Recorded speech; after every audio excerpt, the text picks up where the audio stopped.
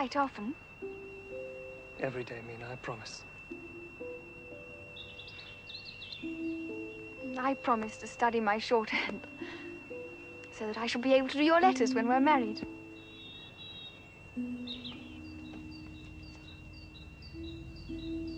Jonathan! Jonathan! It's time for you to go. Yes, of course.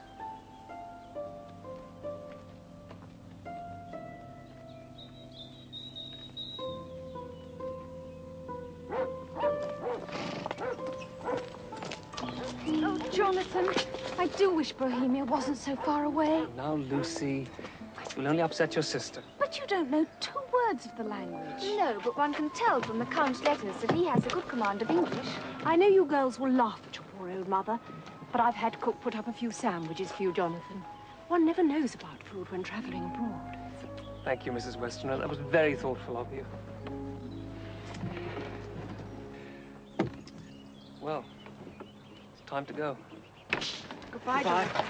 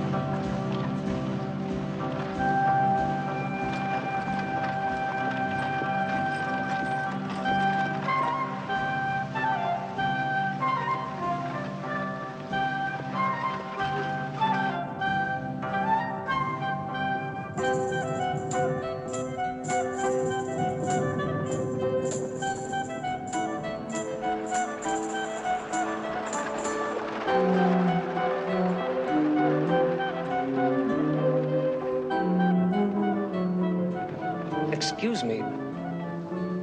Do any of you speak English? Speak English? I speak some little. Well, when we left the inn, some of the men and women pointed at me. Like this. Yes. What does it signify? What does it mean? They say it is a charm against the evil eye. Why should I need the charm any more than, say, yourself? Where are you alighting? At the head of the Borgo Pass. It is very important that we get there well before midnight and are across the border. Really? Why is that? You do not know what day this is. It is the 4th of May, the eve of St. George.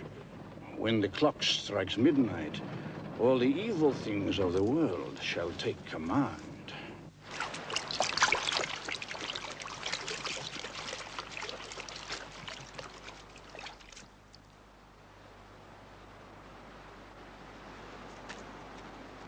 Concede quaesmus omnipotens Deus, ut protectiones tuis gratiae corimus, liberaci a malis omnibus, serviamus securo tibimente serviamus.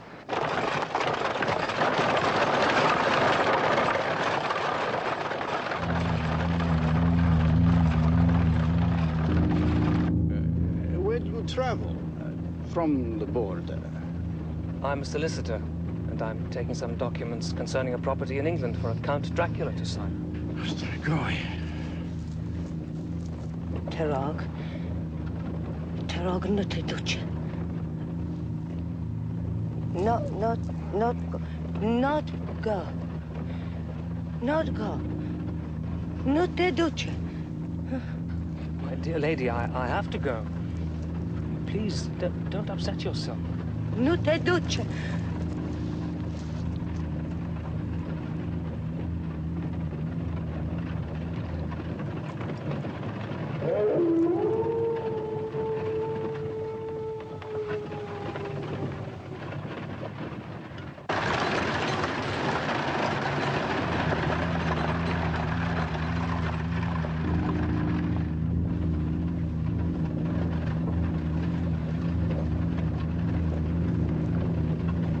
Have you, please, the correct time? It's 6:30. My remedy!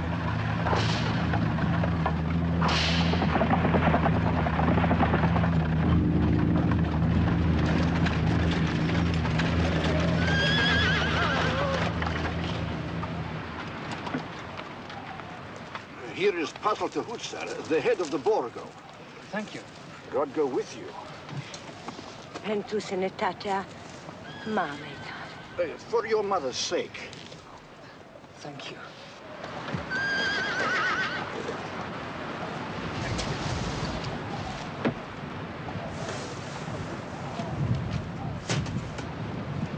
There should be a carriage waiting for me. Wait, moment bitte. I was told there'd be a carriage waiting for me. I'm sorry, we cannot delay, we cannot. But you can't leave me here in the middle of nowhere!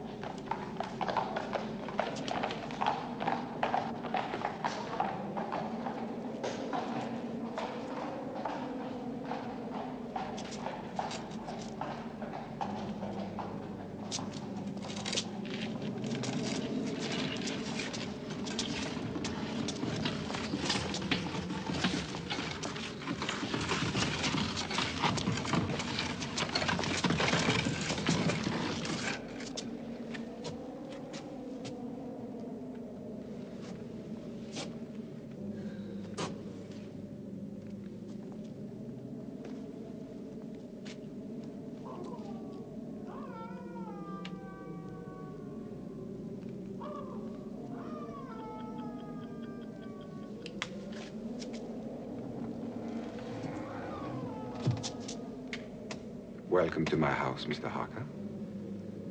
Come freely, go safely. Count Dracula? I am Count Dracula.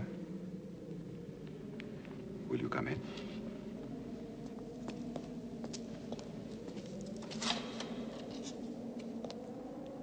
And please, leave here some of the happiness you bring. No, no, allow me. I insist. You are my guest. It is late, and the servants are not available at this hour. Close the door.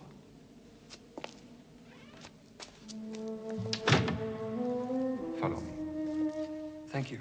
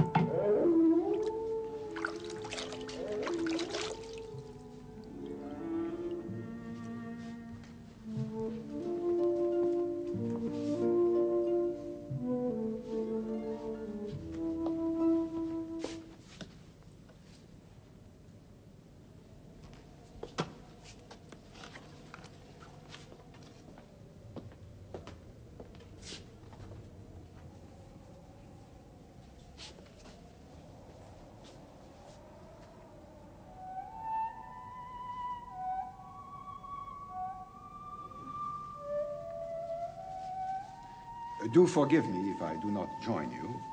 I have already dined. You will please help yourself to whatever you wish. Thank you.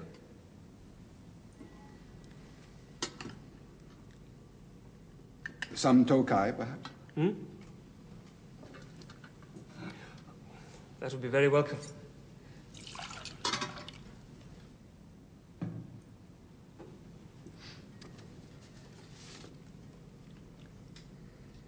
Excuse my asking, but these plates, are they solid gold? They are 400 years old. We boyards are more aware of what they say to us of our past than of their value or utility. They are very distinctive. You must know a great deal of the history of Transylvania. All there is to know, I'm afraid. Sometimes I think too much. Listen to them. The children of the night. What music they make. Well, Mr. Harker, tell me about this house in England which has been purchased for me. What is the name of it? Carfax. Carfax.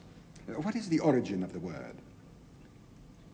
Well, it is an old house in a district of London known as Purfleet, near the River Thames. It's four-sided, and each corner follows a point of the compass. The name, then, is possibly a corruption of the French quatre faces, 4 faces. That's absolutely correct, Count.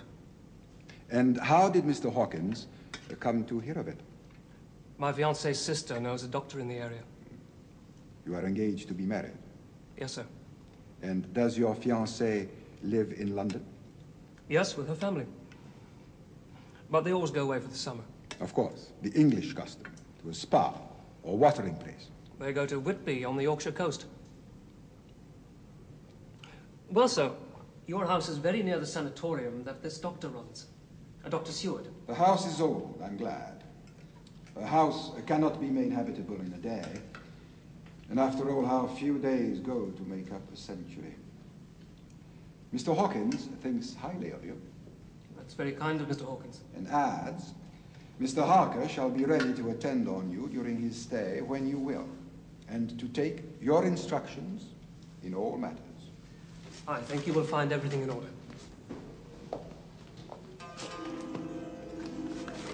Thank you. Give it to me. There. It is morning. How inconsiderate of me to keep you talking. You must be tired. But tomorrow, you shall sleep as late as you will. Good night, Mr. Harker. Good night, sir.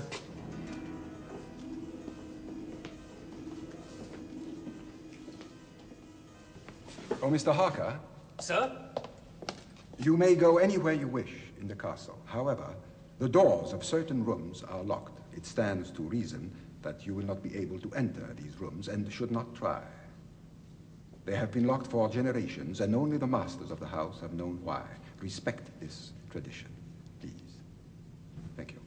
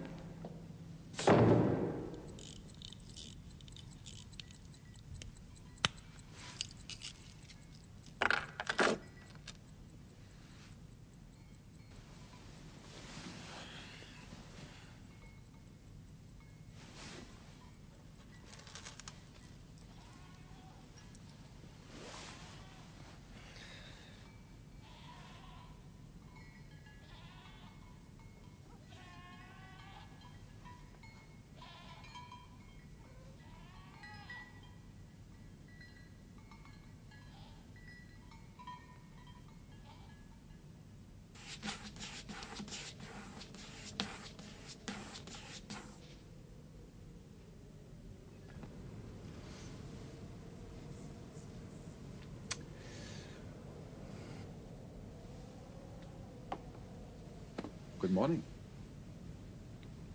Or rather, good evening. If you have slept well, it is already dusk. Stupid things. You shouldn't trust them. The trouble with mirrors is that they don't reflect quite enough, don't you think?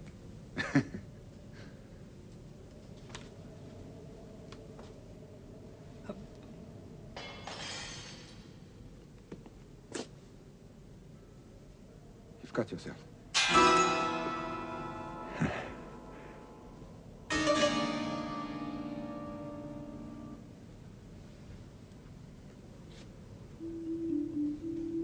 One of these two girls is your fiancée? Yes, sir. The one on the right. And the other one? Her sister. An embarrassing choice. They are both very pretty.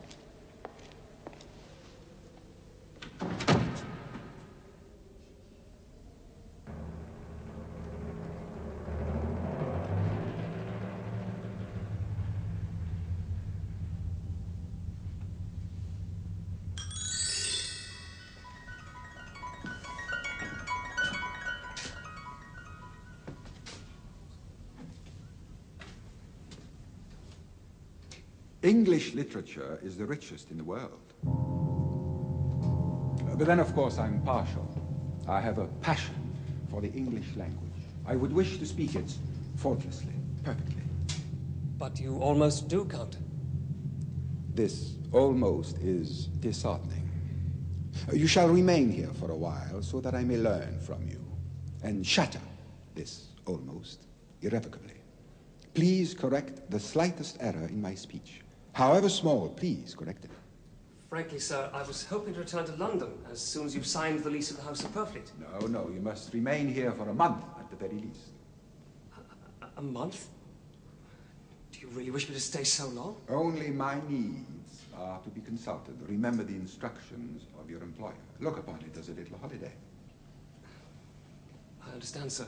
You will write to Mr. Hawkins and your fiancée, should you so wish. Or have you already done so? No, sir, I could find no writing paper in my room. Oh, there is some writing paper here on the desk. Please, sit down.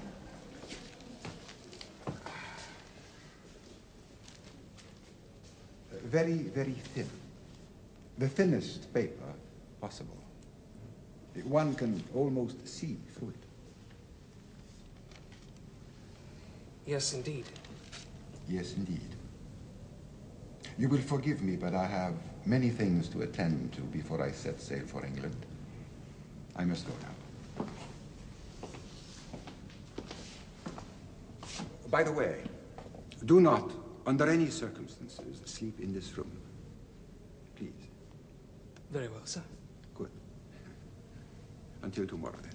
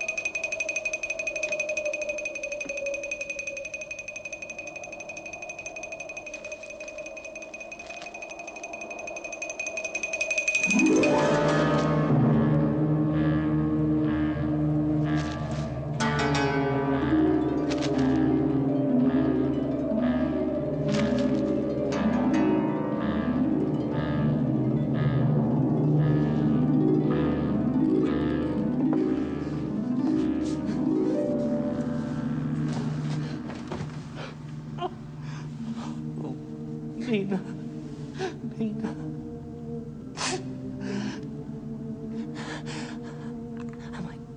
Am I going mad?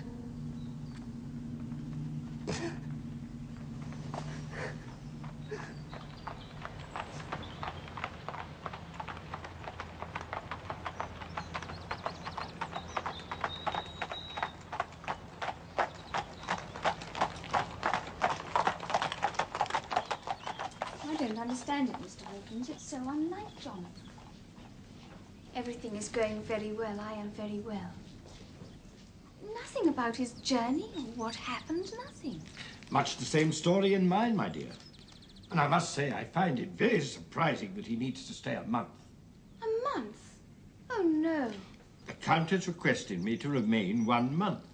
And as it's your wish that I should do everything to accommodate him, I have naturally agreed.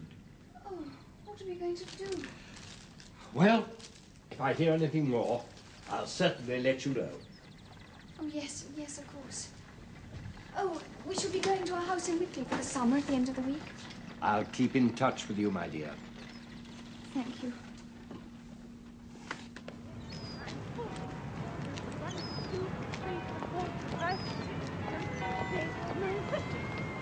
I've got to stop. 51, 52, 53, 54, 55, 56, 57, 58, 59, 60, 61, 62, 63, 64, 65, 66, 67, 68, 69, 70, 71, 70. It's just like old times, isn't it? When we all came here for the school holidays. Same old mugs of hot chocolate. Well, darling, it was one of the few things that stopped you walking in your sleep. I haven't done that for a long time. No. We just got into the habit of drinking hot chocolate. And you must get into the habit of going to bed earlier, Mummy. You know what Dr. Seward said? Oh, doctors. All the same, I think I shall turn in. Then mind you, I feel a great deal better. Good night, Mummy. Child. Good night, Nina. Good night, Mummy.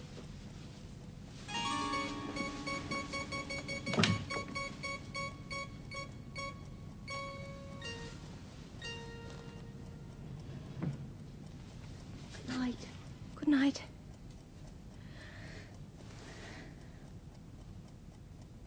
Are you really worried about Jonathan?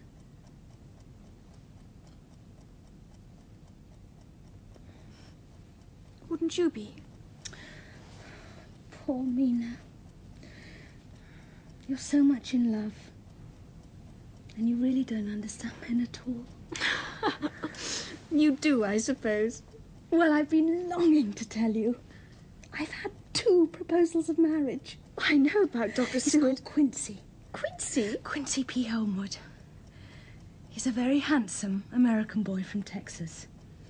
And he's something high up in the embassy in London. Where did you meet him? Oh, well, that's the embarrassing bit. John Seward introduced us. Lucy. Which one are you going to marry? I'm really not quite sure. Oh, why can't a woman marry 2 men? Or at least as many as want her. Save all this trouble. Oh, you really are impossible.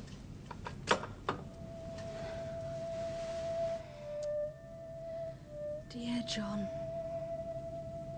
I think it'll be Quincy. Good night, Mina. Good night. And I shouldn't worry about Jonathan. If I know anything about men, he'll be having a lovely time with that Count of his. What with deeds and torts and searches, all washed down with local wine. It's not Jonathan's style at all. I was only joking. Good night, darling. Night.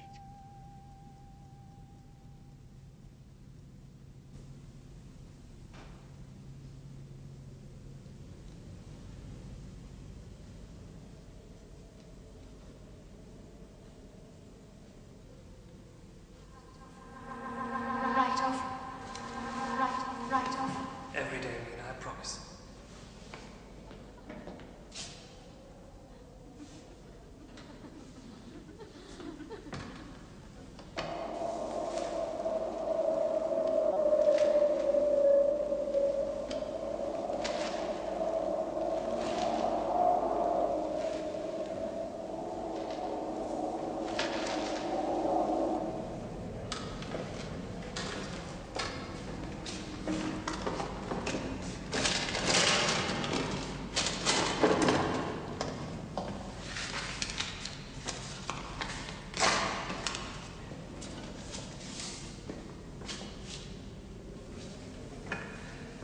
I promise to study my shorthand. Every day, I promise. Oh, my dearest, how I hate to go. Just a moment's notice. Every day.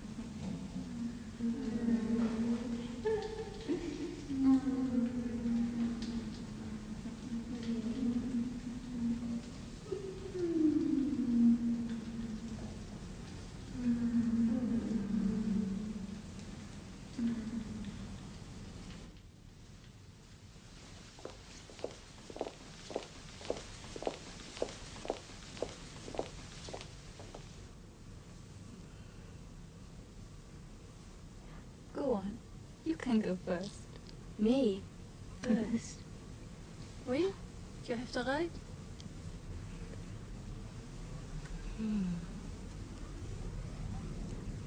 He's young and strong. When we're married. When we're married. Oh, my dearest, how I hate to go away like this. I promise to study my shorthand. that I'll be able to do your letters when we're married.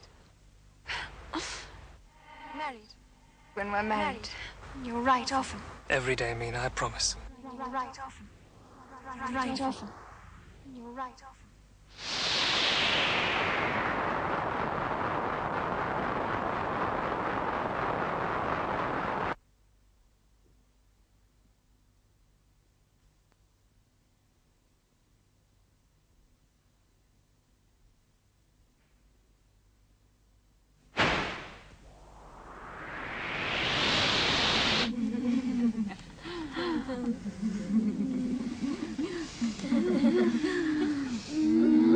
Don't touch him.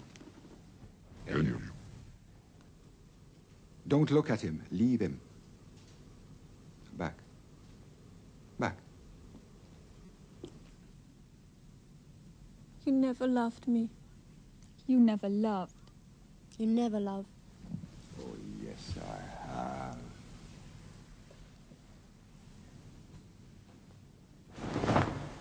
Come.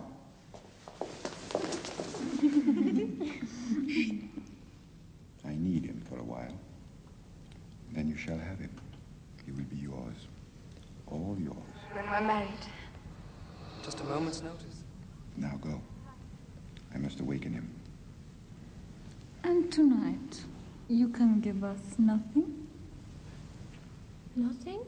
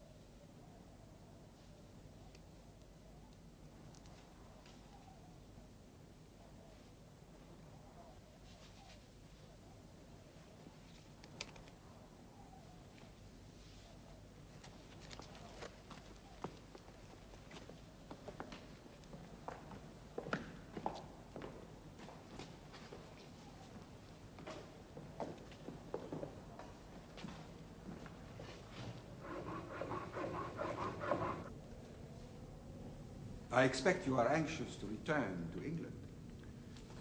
I should like to start back soon, it's true. Very well. Write a letter to your friends saying that you have already left the castle and have arrived at Bistritz, where you are awaiting the weekly express. May I ask with what object, sir? The posts are few and uncertain. Writing now will ease the minds of Mr. Hawkins and your fiancée. Count Dracula.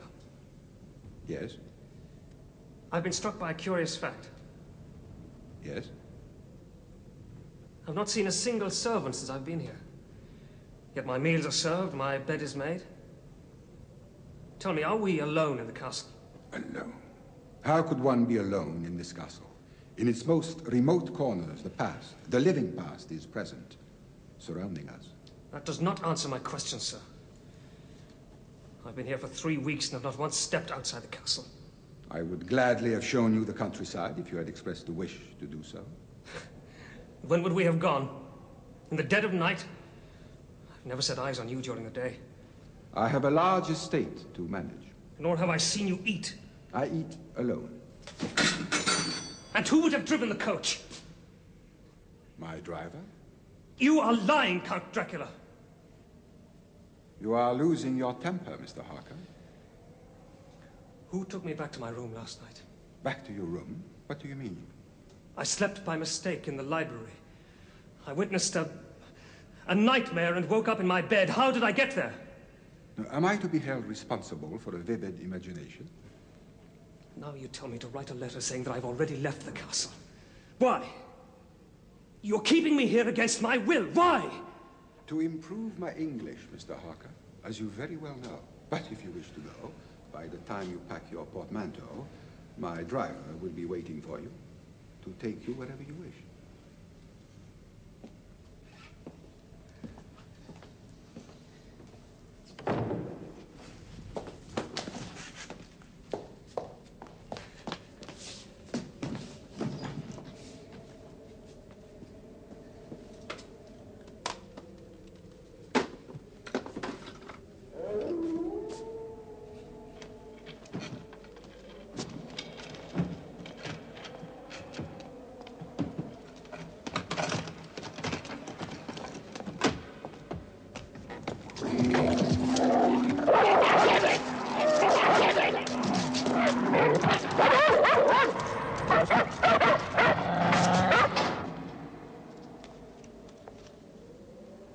Count, you're playing cat and mouse with me.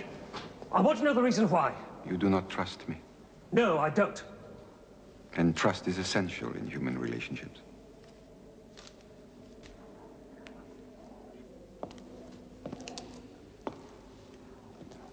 Oh, two Slovaks have given me this. It is full of strange hieroglyphics. Have a look at it. It might amuse you. And do not forget to write that letter, as I told you.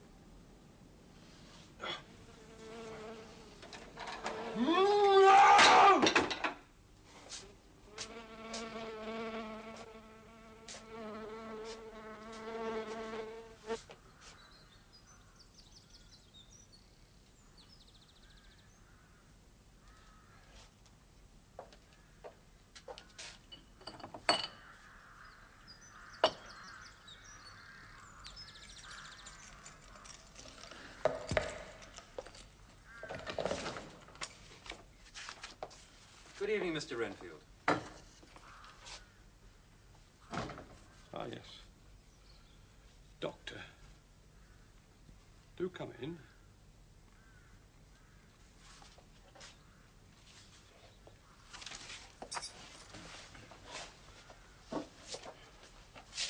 See what I have here. Oh, yes. That's a fine collection of flies. When I have sufficient, I shall start collecting spiders. To eat the flies? Exactly. But should you use so much of the food meant for you to attract insects? I shall be compensated. Well, I very much hope so.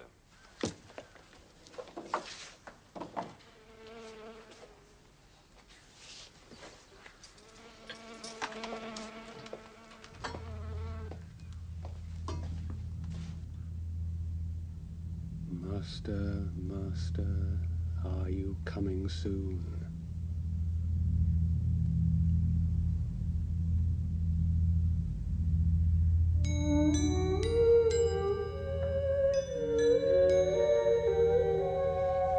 Open this door! Open this door!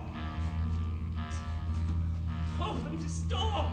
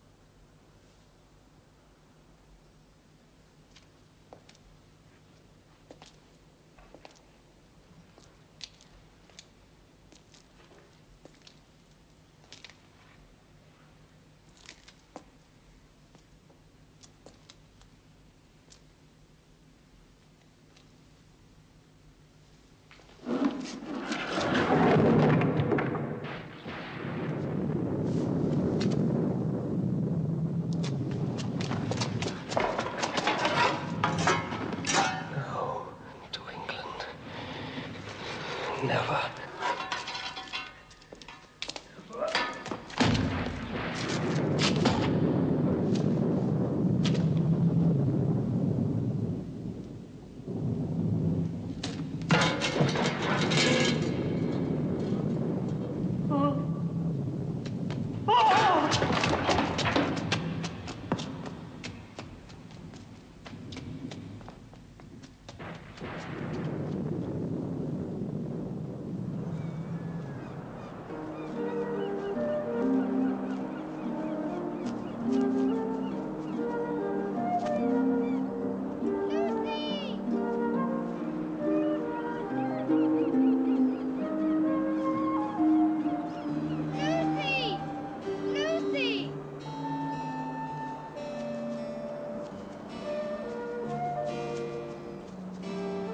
We should be getting back now, Lucy.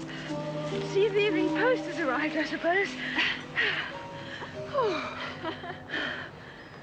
I don't know what it is, but I have the most uneasy feeling about Jonathan. He said he'd write every day. Afternoon, Miss Reader, Miss Lucy. Afternoon, Mr. Swales. Still sitting among the tombstones. To know what lies was wrote on them. Look here. Sacred to the memory of George Cannon, falling off the cliffs of Whitby. Erected by his sorrowing mother to her dearly beloved son.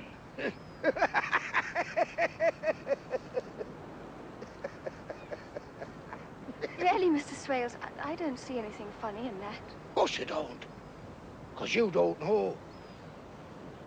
You don't know his mother was Hellcat who hated him because he was hunchback. Young Cannon committed suicide rather than she get an insurance she put on his life. He stood on the edge of this cliff and he blew his brains out. So of course he fell over. Now there's a dangerous sight for you. Dangerous?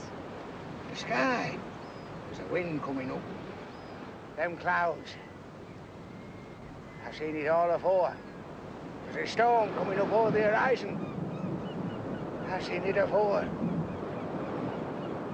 I'd best get home and put up my shutters. My service to you, ladies. Funny old man. Scary in a way. Oh, I don't think so, darling. Just eccentric. He needs to have an audience. Perhaps he's right. Look at that cloud.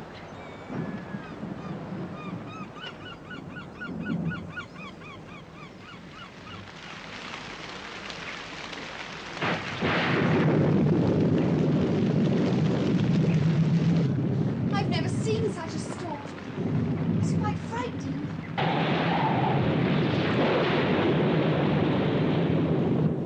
love lightning. I always think something exciting's going to happen. Oh, look! What? I thought I saw a ship. Where? Quite close to the rocks. Wait. There! Oh, yes, I saw it. It's heading straight for the rocks. Oh, how terrible!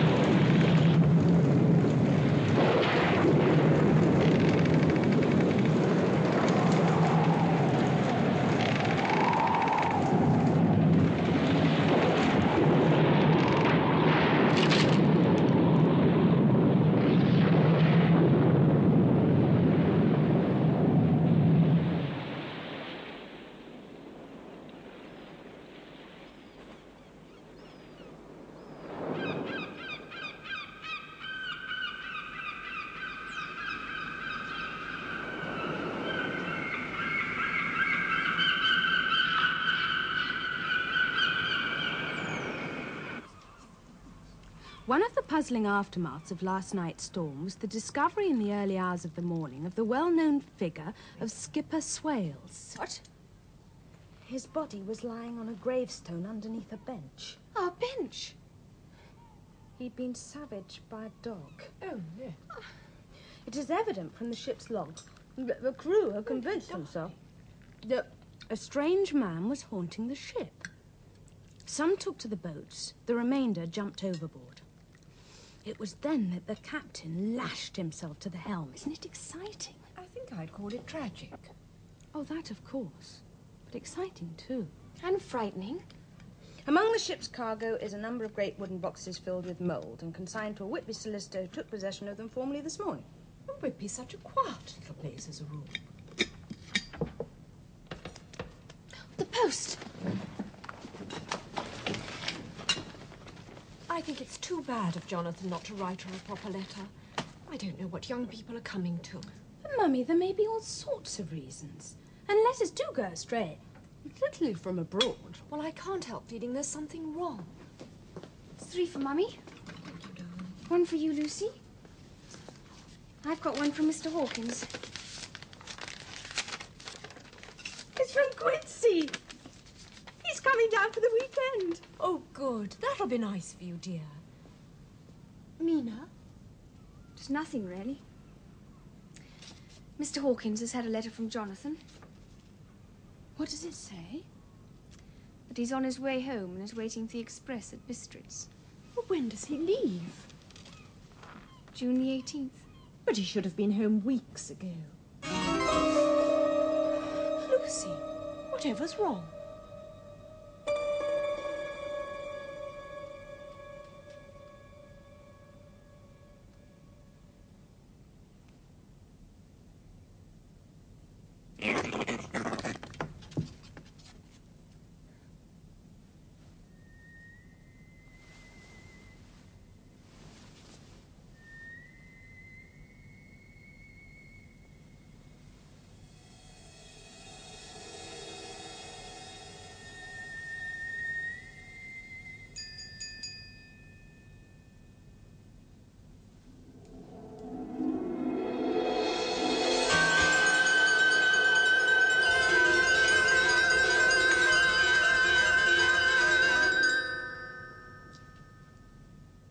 Lucy?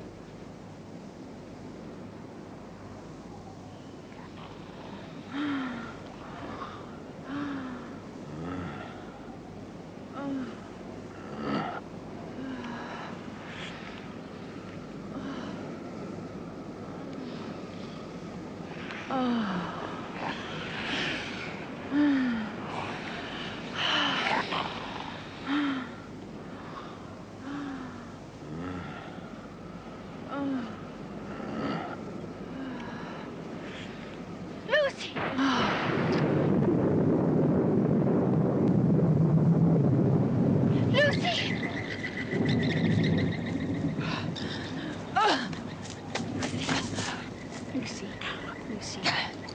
Oh, no. Wake up. Wake up now, Lucy. Wake up.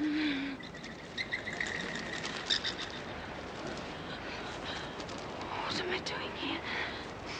You've been sleepwalking, darling. It's all right. I'm going to take you home. It's all right. Stand up. Stop your fastness. Good girl.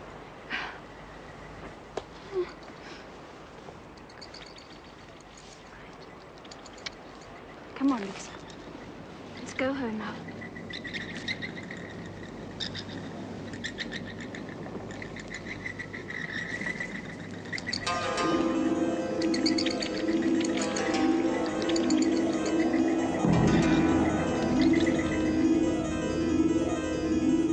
I'll soon be warm now. It's all right. Mina, please, you must promise. Oh, Lucy, don't you think that... No, no. Please. You know Mum is ill. It would only worry her. Don't tell her. Very well, dearest. I promise. Come on, let's get you to bed softly now. Take off your shawl. Oh, you're cold. Oh, dear, how careless of me. What is it? Oh, when I fastened the brooch, I must have pricked you. Oh, I didn't feel anything.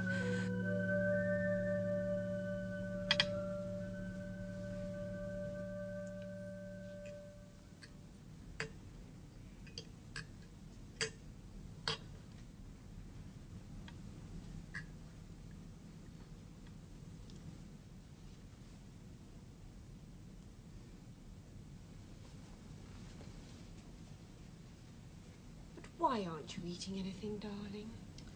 Oh, don't fuss, Mother. You look so pale. Doesn't she look pale, Quincy? Mm-hmm. She sure does. Well, to tell you the truth, I do have rather a headache. It must be the excitement of seeing Quincy again. Whoa there, little lady. Sure hope that ain't the effect I'll always have on you. Why don't you go to bed, darling? Yes, I think I will if nobody minds. That's a sensible girl. Good night, darling. Good night, Mother.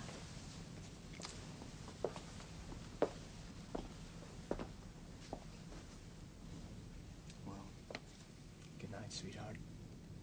I sure hope you feel better in the morning. I'm sure I will. Tomorrow, we'll go sailing. And we'll have a lovely time. Sure. Good night.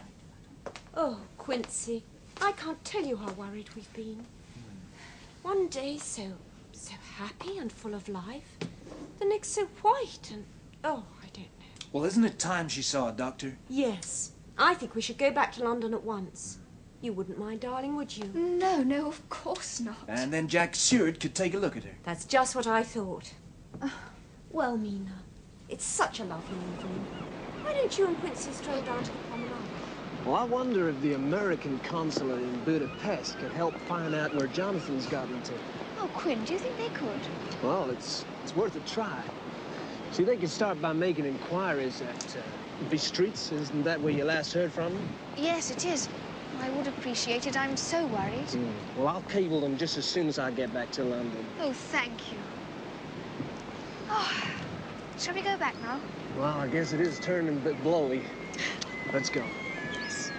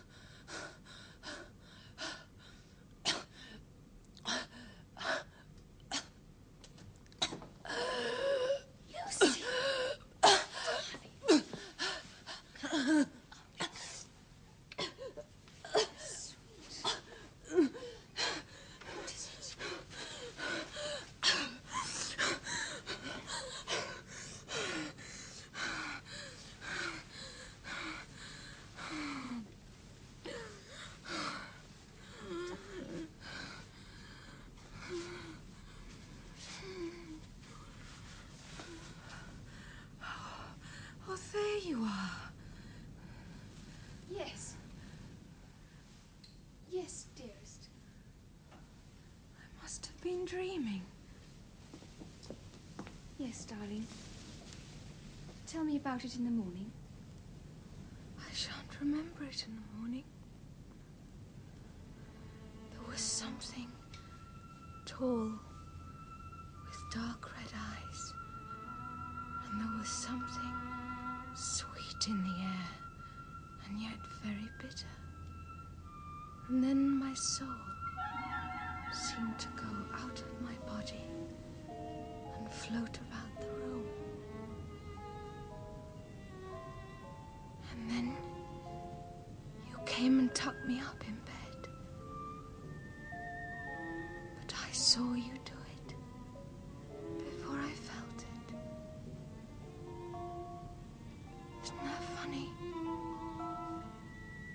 Did Quinn come into your dream? Quinn? Quincy, Lucy. The man you're going to marry. Quincy? Oh, no. I don't think it was Quincy.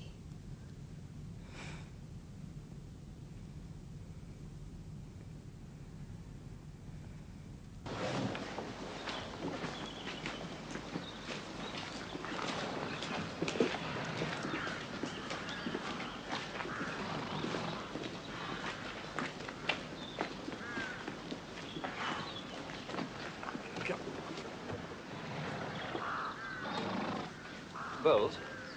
Sir? Any idea what the devil's going on over there? What, a car fight, sir? Yes. They've been in that all afternoon. It's bloody heavy, them boxes. The devil's in them.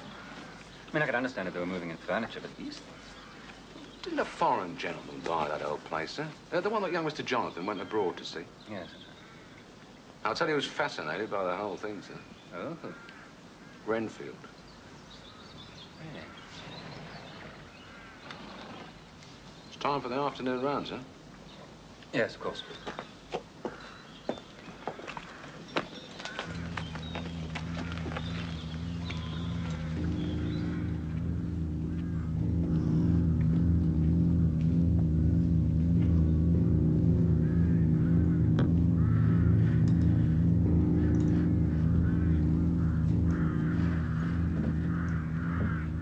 If a bird eats 50 spiders, and every spider eats 50 flies, and each fly is a life, how many lives has that bird?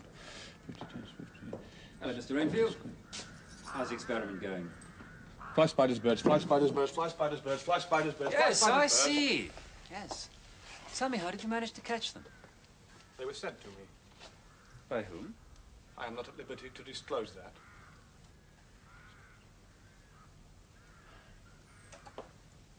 Well, I see the spiders managed to get rid of most of the flies. Naturally. Dr. Seward. Yes? May I have a kitten?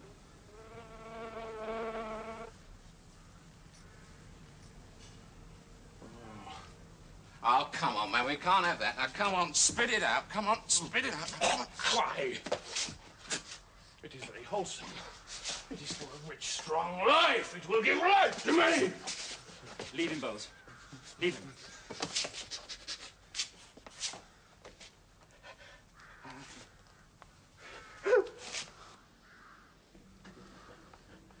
The kitten, please. Dr. Seward, please, please. Now come and sit down. Sit down.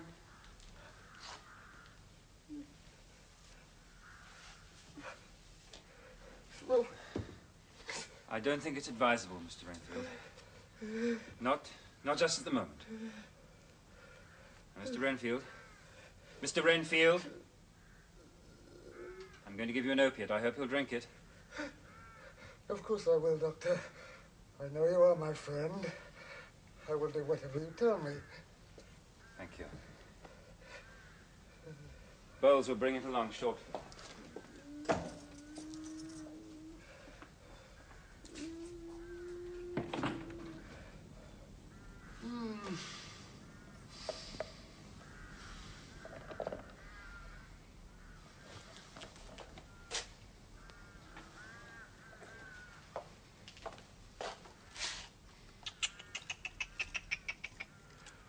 dinner time, my pretties.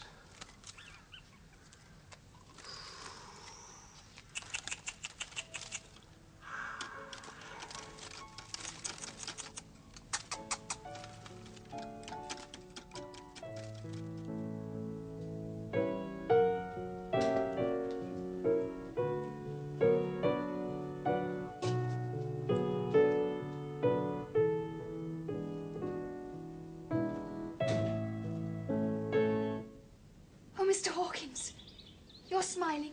It's good news. Yes, yes. Jonathan is safe. Oh, and he's on his way home. No, my dear. He's in Budapest. I've had a message from the American consulate there. Yes, that was Quinn's doing, but couldn't Jonathan have written himself? He's been quite ill, my dear. He's in hospital. Hospital? What's been the matter? Some terrible breakdown, it appears. I must go to him. I've already taken the liberty of making your travel arrangements. I'm having the tickets sent here by messenger. Now, God protect you, my dear. And a safe journey. Oh, I must go and tell Mother straight away. And then I must pack. Yes, must pack. And I'd... Thank you, Mr. Hawkins. Thank you. Thank you.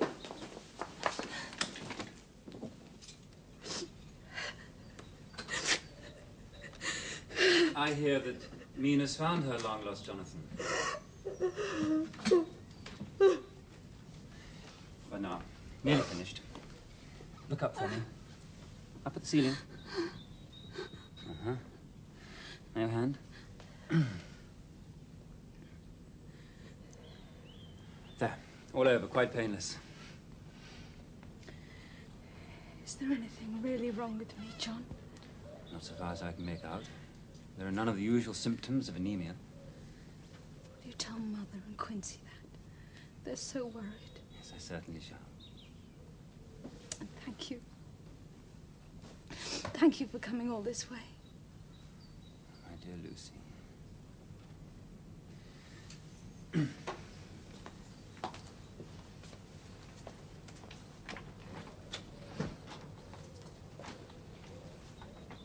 You don't know how glad I always am to see you. Good night, John. I'm going to seek a second opinion. But why, Jack? We all have complete faith in you. Oh, thank you, Quincy, but there are certain illnesses which lie outside my province. Who do you suggest? I think I can persuade my old professor to come over from Amsterdam. Not only is he a good friend, he's also a brilliant diagnostician and a specialist in obscure diseases. Good. Goodbye, Mrs. Westman. Goodbye, John. Please, don't worry. Goodbye, Quincy. Bye, Jack. The post office, please, quickly.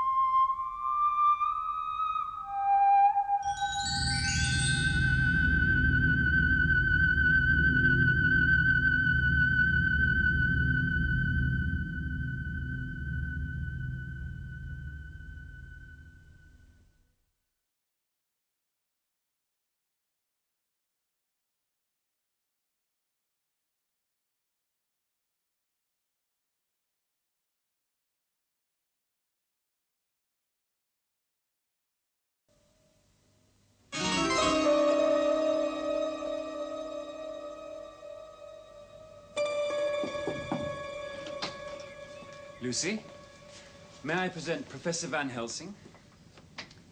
May I say how honored I am at meeting a young miss who is loved by so many people. Thank you. And this is Mr. Homewood. Ah, yes, the fortunate groom-to-be. Professor? It is love that makes the world go round. And like most cliches. It is true. One thing strikes me very forcibly. There are less smuts in London than when I was here last. Oh, Professor, you make me feel better already. You see? A terrible Dr. Seward. He says you're ghastly pale. How can he know anything of young ladies? Oh, you mustn't be unkind about dear John. No, you're quite right, Miss Westerner, for he is kind to give me shelter in his asylum. But you see, the young do not unburden themselves to the young. But to me, who is old, I see many sorrows. The young ladies talk. Lucy, I feel it is my duty to warn you against the blandishments of Professor Van Helsing. Mrs. Westerner, may I plead with you to take these two young men downstairs, offer them a glass of sherry wine, perhaps? Yes, of course. Come along, you two. Young Miss Lucy and I want to have a friendly chat, do we not? Yes, Professor. Good. So, we pass over the facts that we know. No functional causes, no history of anemia, and so on and so forth. But of course there is a cause for everything. For instance, I notice you keep putting your hand to your throat. No? Why do you do that? And why do you wear that velvet band around it? It's the fashion, Professor. And the buckle was given to me by Quincy. He must be happy when you wear it. Yes, he is. But since he's not here at the moment, you may take it off. Of course. You should not hide so lovely a neck. Those marks were caused by my sister this summer at Whitby, when she pinned a shawl around me. How long ago was that? Just a few weeks ago. Did it hurt? No. Has it hurt since? No, it hasn't. How did it come to pass that your sister was spinning a shawl around you? It was chilly. And? I was walking in my sleep. I see. Oh, well, that accounts for that. And when you sleep, do you have dreams? Oh, yes. And at the time, they frightened me. But in the morning, I can't remember anything. Do you think you could be worried about your forthcoming marriage? Oh, no. I love Quincy very much. Good. Now, one last thing. Will you allow me the liberty of examining your teeth and throat? Of course. Good. Now. Good.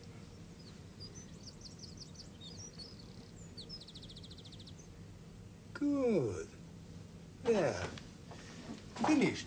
But I shall be back in a day or two, even if you're better, so that I can be charmed all over again. Au revoir. Au revoir, Professor.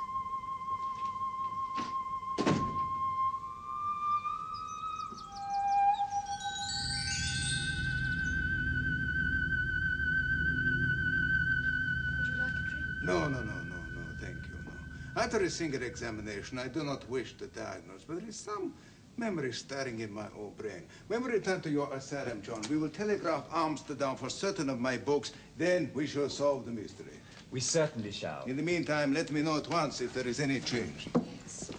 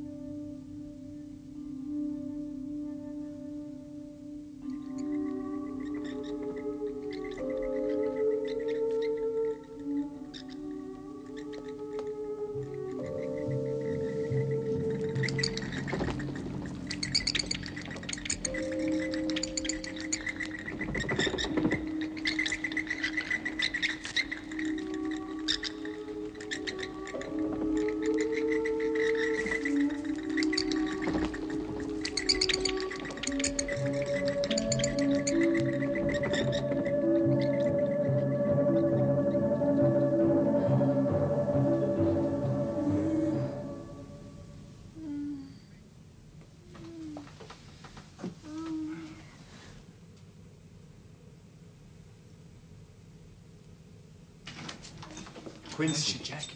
She must have a transfusion of blood. Oh, then I shall give it. I'd give the last drop of my blood for Lucy. I do not ask as much as that, but yes, let us prepare. Cut off, sleeve rolled up.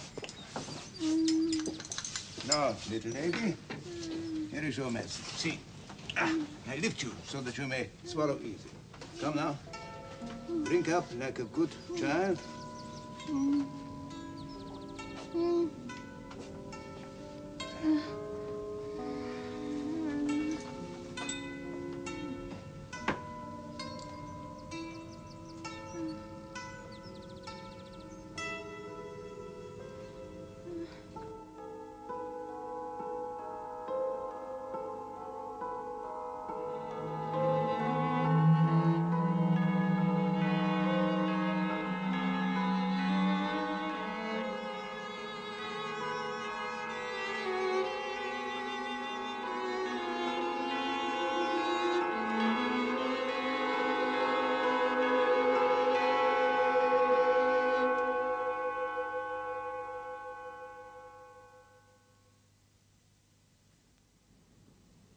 Good evening.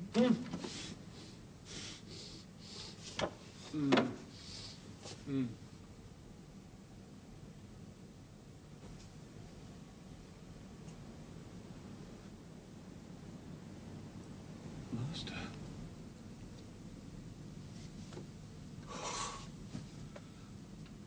What do you offer me? More insects with steel and sapphire on their wings. Yes.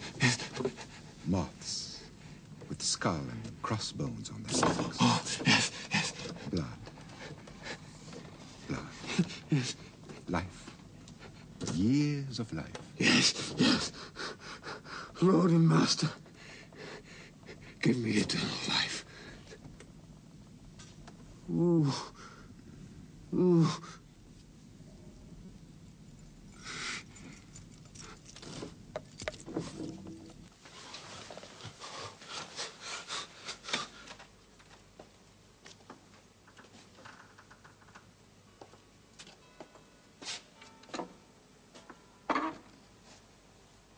Lights. Huh?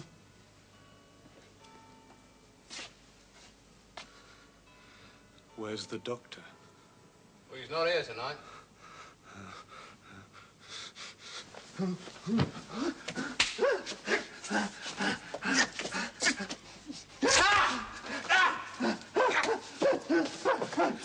One more!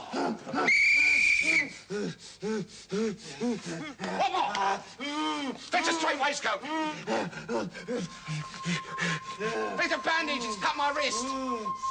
Blood is the life, the blood is the life. The blood is the life, the blood is the life, the blood is the life, the blood is the life. I shall live forever, I shall live forever. I shall live forever, I shall live forever.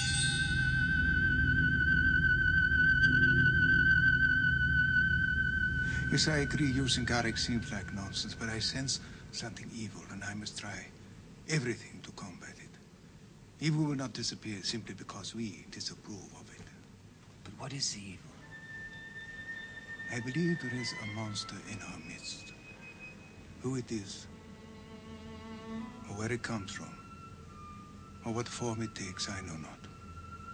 But of one thing I am certain, we must find out. Even then, heaven knows if we are in time to stop it. Now, these are for you, Miss Lucy. For me? Yes, but they are not for you to play with. They are medicine. Oh, do I have to eat them? Oh, no, no, no, no. Do not make a face. They are not for you to take in a decoction. This pretty little necklace, for instance, is for you to wear around your neck to help you to sleep. Like the lotus flower. It will make your troubles forgotten. Professor, you must be putting a joke on me. These flowers are nothing but common garlic. I do not joke. There is purpose in all I do, and I must warn you, do not thwart me. Take care for the sake of others, if not for yourself. I'm sorry. Oh, my dear little Miss Lucy, please forgive me. There may be much virtue in so common a flower. Now, good, John. Now we take some more. So, and we repeat the process around carefully the keyhole and all around, all the way around the door. Jam. Jam, really? Ah, very well. The jam of the door. Right, so. Is it? Is it what, Miss Lucy? Is it some sort of spell? A spell, yes, perhaps. Perhaps it is no more than that. Oh, and take care not to disturb your pretty little necklace, eh? And even if the room feels very close, do not on any account open the window or the door once you have finally retired for the night. You understand? Promise. Good. Have you finished, John? I think so. Good. Under here? Oh, no. I don't think we should say anything to Lucy's mother about what we've been doing. It'll only make her more anxious. I agree. To any questions, answer doctor's orders. So, tonight we can sleep in peace, and tomorrow young John and I will come to see if my spell has worked. Good night. Good night, Lucy. Don't leave me. My dear, it'll be all right. We must trust the doctor. Good night.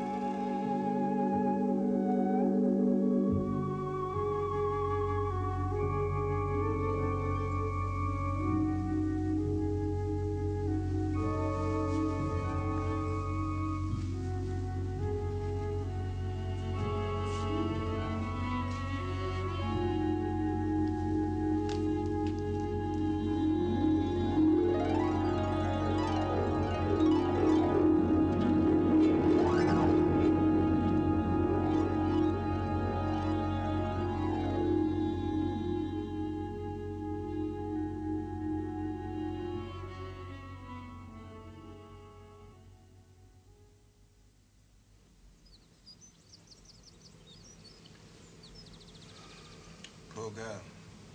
The struggle is proving too much for her. Yes. I wish she hadn't insisted on going to the funeral. It upset her. What could have happened that made Mrs. Westmore die of shock? Oh, we should probably never know. John, look. What?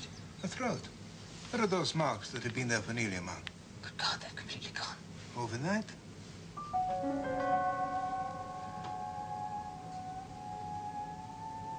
She's dying. Go and fetch Quincy. Yes. Yes, of course.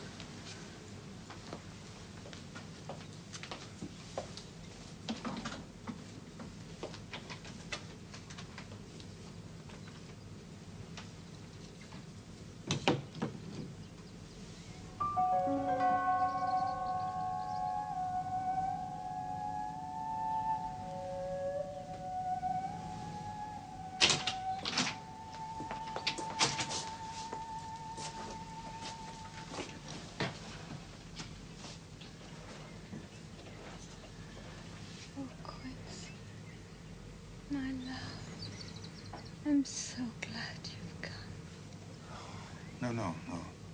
Hold her by the hand. It will comfort her more. I've been to see the house again, sweetheart.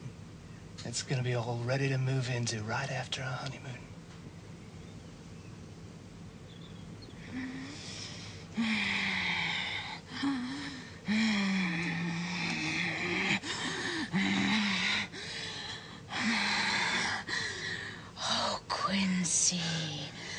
Oh, Quincy, my love. I'm so glad you've come. Kiss me. Not on your life! What the hell, Quincy?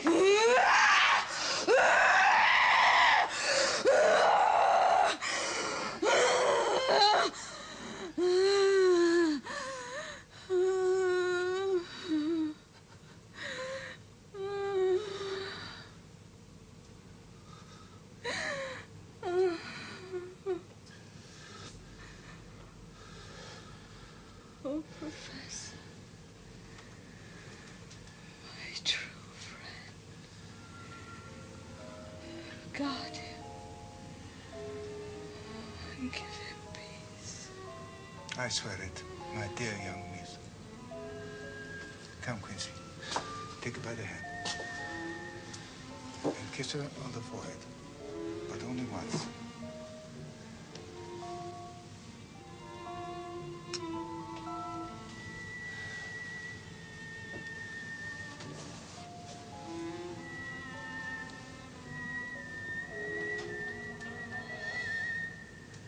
It is over. She's dead.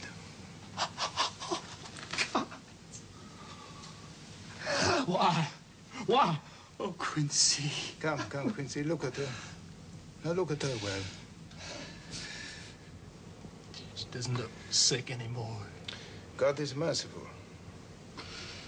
She's at peace. It is the end. Not so, alas. It is only the beginning.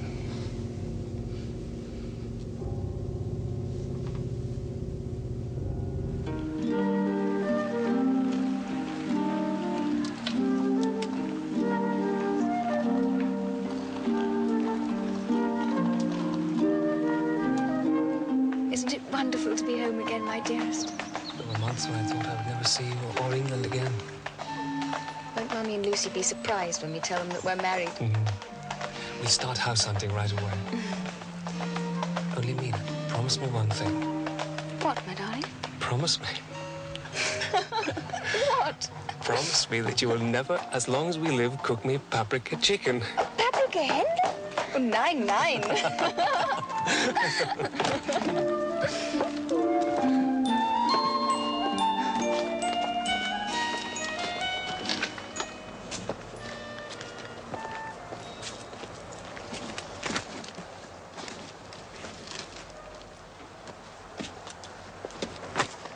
Now, my good man, what do I owe you?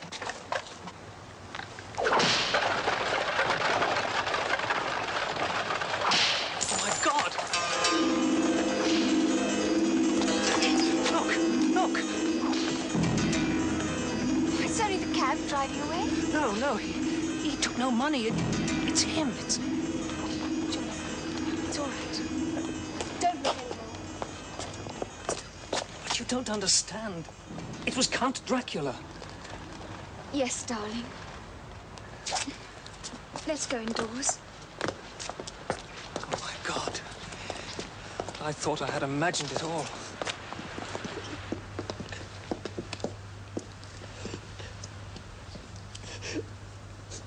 There was just no way of letting you know how ill she'd become.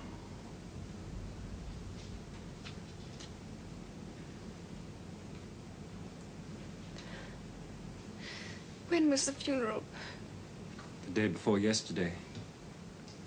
Such terrible homecoming, my dear young people. You must believe we did everything we could.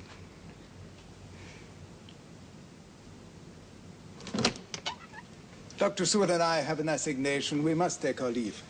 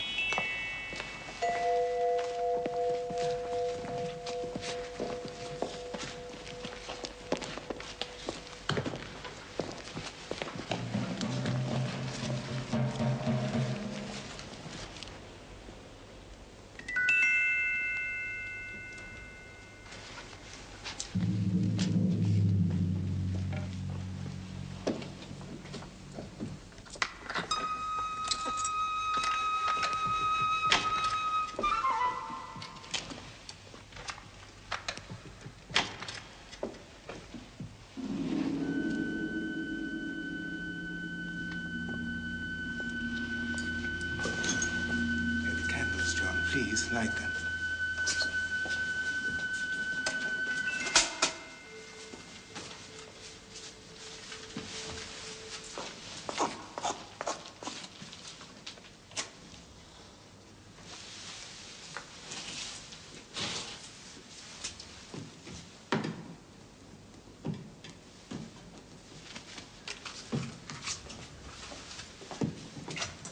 What are you doing? As you see, cut off her head. What? Mutilate her body? Why? It's monstrous. Friend John, I know you loved her, but there are certain things of which you have little knowledge. I do nothing without good cause.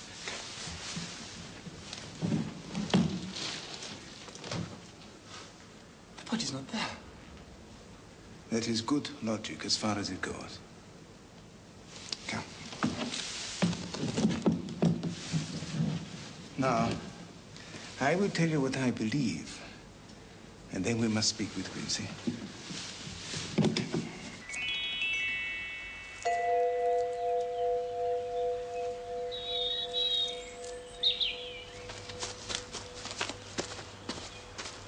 Body snatchers. With the key to the vault? No. Try again, young friend. John, look. Good Lord.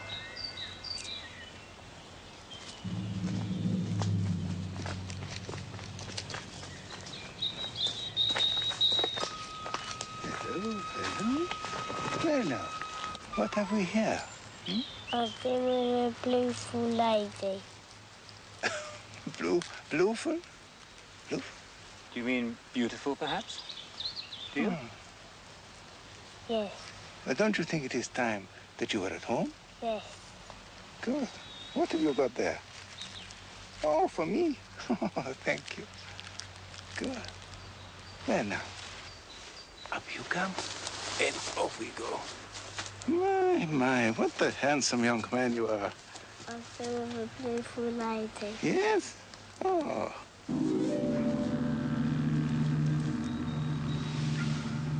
My God. Oh, my God. Oh, no. Oh, no. Not so soon.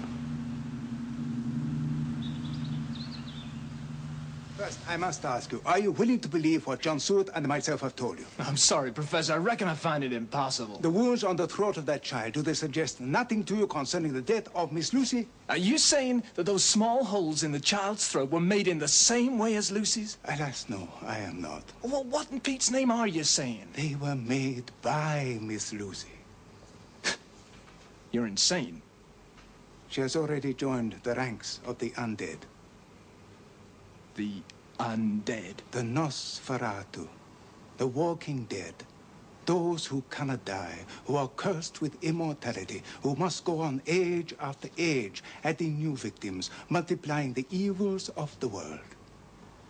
You see, Quincy, she became the prey of a vampire. She is now a vampire herself. And now, I must tell you the terrible thing I propose to do. Okay. No, please, you take this. Okay, Professor. Yes.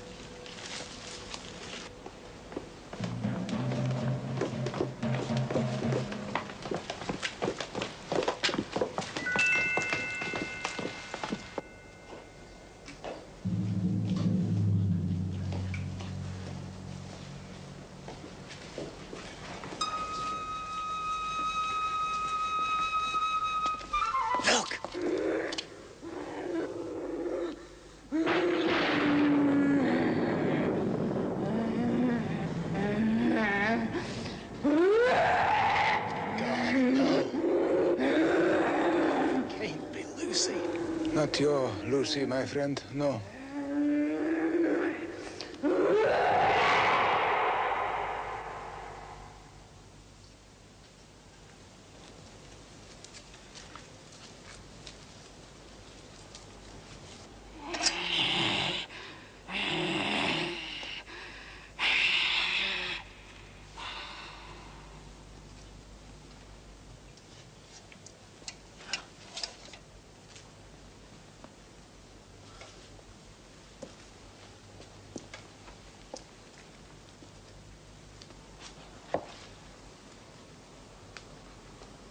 Come to me, Quincy.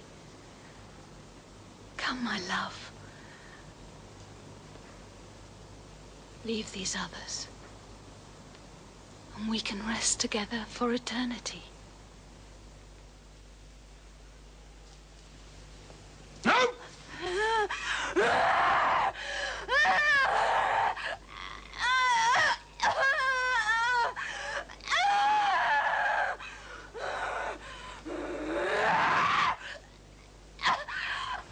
Answer me, friend Quincy. Am I to proceed with my work?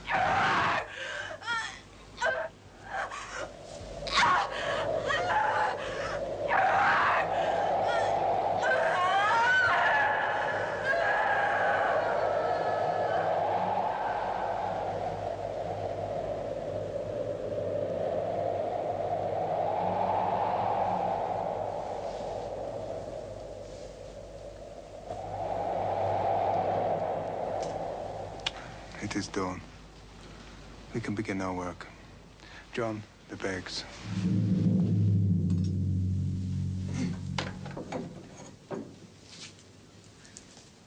John. John, please. Thank you. Read, Quincy. When this undead lady becomes truly dead, then her soul shall again be free, and she shall take her place among the angels. So, John.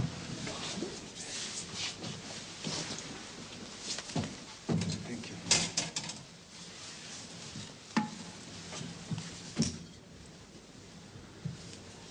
you. It will be a blessed hand that shall strike the blows. Oh. Brave young friend. A moment's courage, and it is done. So, place the point over the heart. So, take the stake in your left hand. Take the hammer in your right hand. And when I begin to read the prayer for the dead, strike in God's name, so that the undead shall pass away.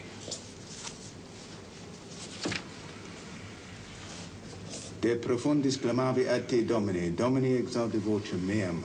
Fiantoris tui intendendis et Domini qui omnium tum Domine. Domine anima mea in favore. Serabit mea Domine. Acatore Patrino ad cum speritus. Requiem aeternam dona e Domine, et lux perpetua lucia Dei. It is done. Quincy, it's all over. It's all over. Oh, all right, Jack. Good. Come, Quincy. Let me show you something. You see, no longer is she the devil's undead, but God's true dead, whose soul is with him. John, take Quincy back to the house. Give him the stiff brandy. Make him rest. I shall complete the exorcism, and we shall all meet tomorrow.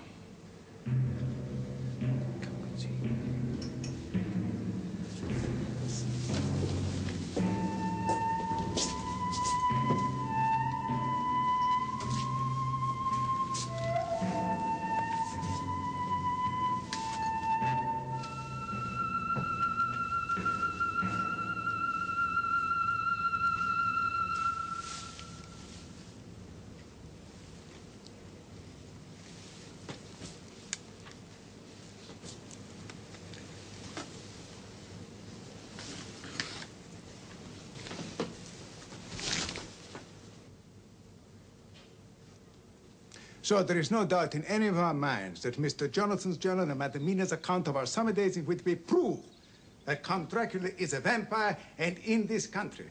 No doubt at all. Good. Your journey to Whitby, was it rewarding? I think so. I spoke to the harbour master and a local solicitor. 50 boxes of earth were brought ashore from the wreck and delivered to Carfax. I don't grasp the significance of these boxes or the earth. It is only on earth that has once been consecrated, once been, hallowed? Exactly, thank you. Earth that has once been hallowed, that the vampire can first seek sanctuary. And where does this earth come from?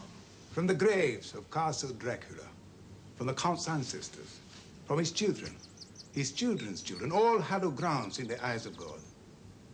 And we must stamp out this terrible and mysterious enemy. Do we fight? What say you? I answer for Mina and myself. Count me in, Professor. I will do whatever I can, of course.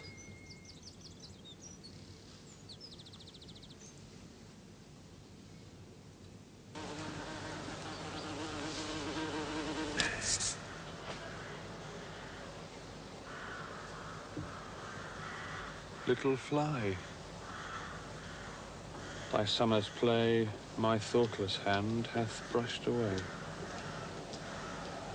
Am not I a fly like thee? Art not thou a man like me? For I dance and drink and sing, till some blind hand shall brush my wing. Mr. Renfield? Mr. Renfield, I'd like to introduce you to Mrs. Harker. Good evening. How do you do? You're the doctor, you're the lady. I myself am an instance of a man who once held a strange belief. Indeed, Mr. Renfield. What was that? I used to fancy that by consuming a multitude of living things, I could prolong life indefinitely. Isn't that so, Doctor? That is so, Mr. Renfield. And you no longer hold that belief?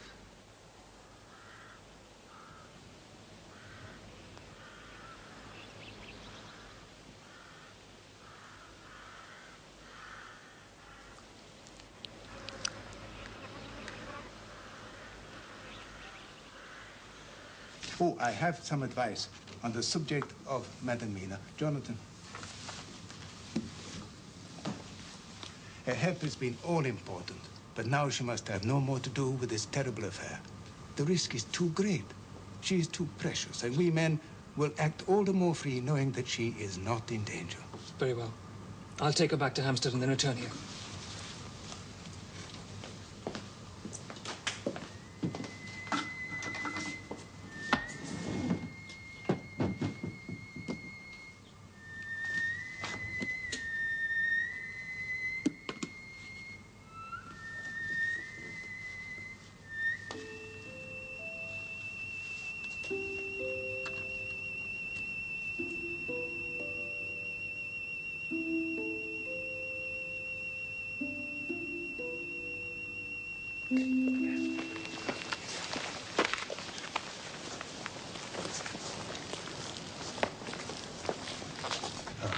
Produce the skeleton keys. Operate on this lock.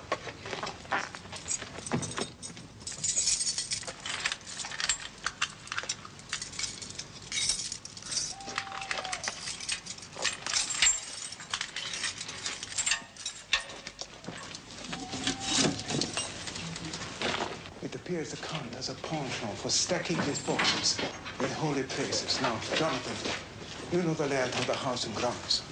Is there a chapel? Yes, there is. Good. They need us to it.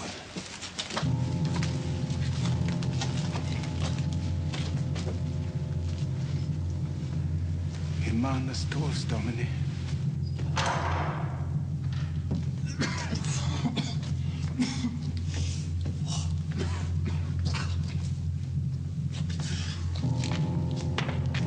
God in heaven. Stench.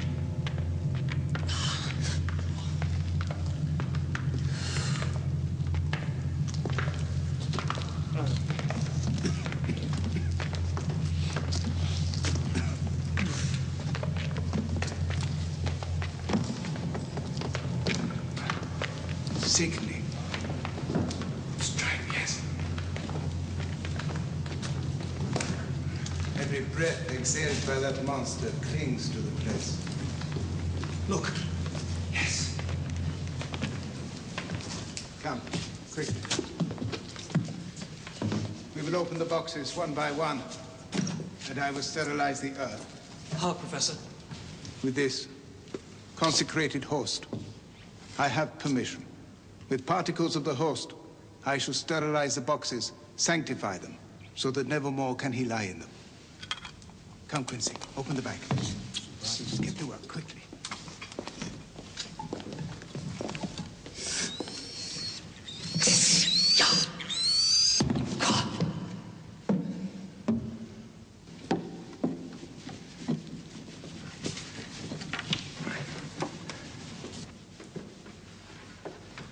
My God, look. What is it? Where? There, in the corner.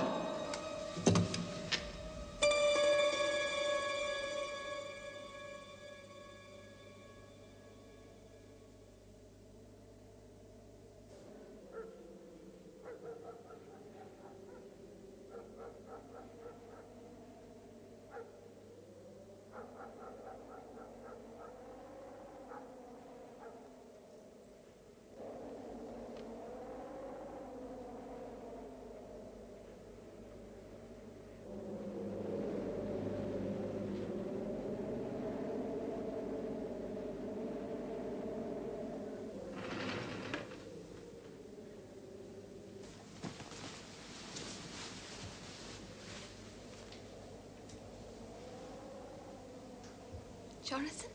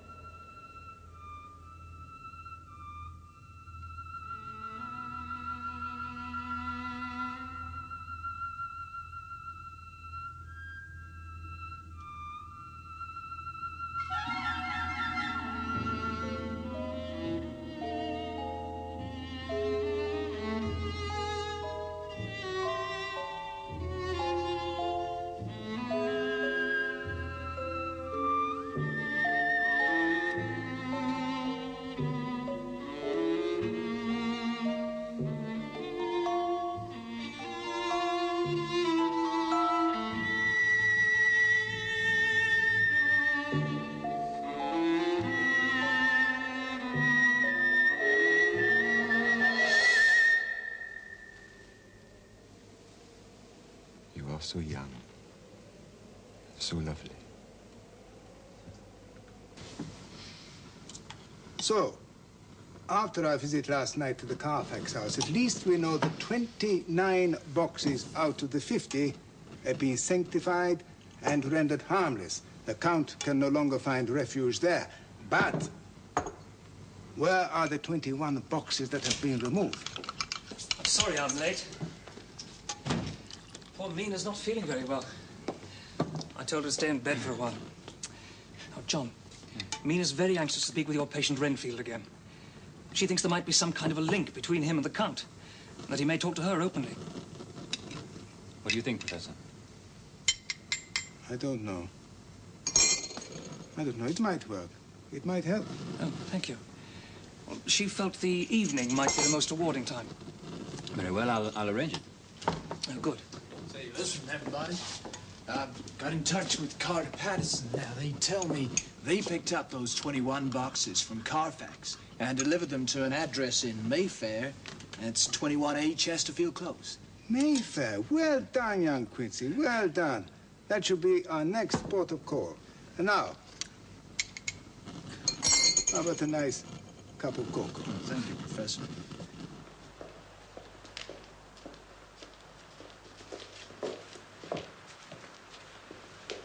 There's a young lady to see, Mr. Renfield. I'll be nearby when you're ready to leave, miss. If you take my meaning. Thank you.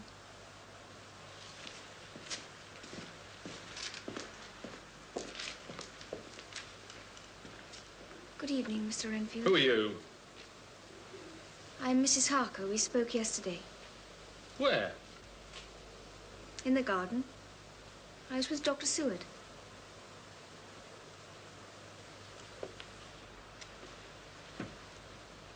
I was very interested in what you were saying about eternal life. You look different today. Do I? Quite different. Tell me, then, more about your theories, flies and spiders and so on. The wings of a fly are typical of the aerial powers of the psychic faculties. Yes, I can see the analogy. The ancients did well to typify the soul as a butterfly. Are you interested in souls, Mr. Renfield? Of course I'm not. Life is all I want. Doesn't each life possess a soul? What? Even a fly and the sparrow. Can one take a life without being responsible for the soul? Why do you go on about souls? I don't want to know about souls. I had a terrible dream last night. You're trying to confuse me. Mr. Renfield, will you help me? Why? I feel we understand each other. In this dream I had, dogs were barking on the heath. I thought I heard you shouting, protesting. Couldn't understand what you were saying. I dreamt that my life was being slowly drained away, and that when I had no more blood, my soul would never find peace. Your soul? Yes. What do you think, Mr. Renfield? That in some way I could have been so sinful that I must spend my afterlife in purgatory?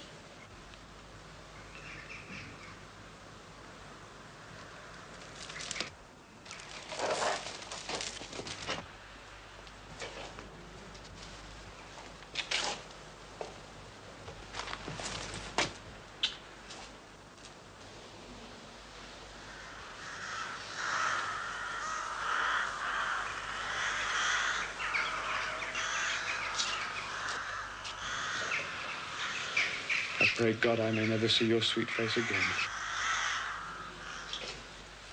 May he bless you and keep you. My God. Goodbye, Mr. Renfield.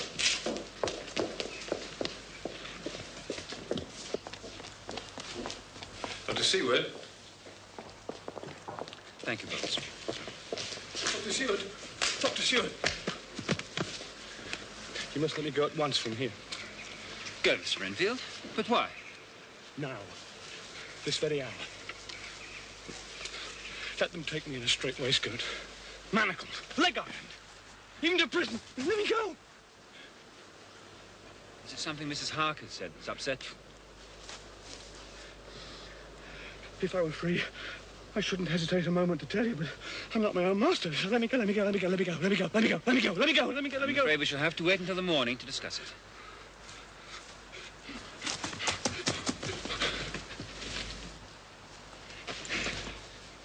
I'm not a lunatic in a mad fit. I'm a sane man, fighting for his freedom. Come, Mr. Renfield. No more of this. Come. I want you to go to your room. Try to behave more discreetly. Dr. Seward, I trust you will do me the honor to remember that when this night is out, I did what I could to convince you. Renfield.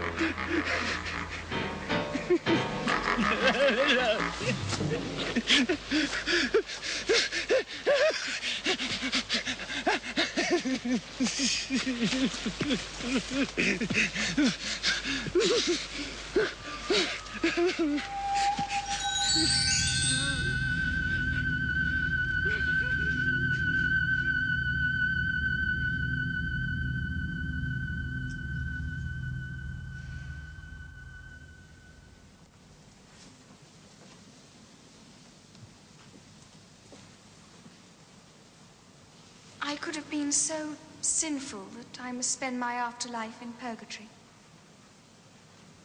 Why did you refuse what I have sent you? I do not want you here.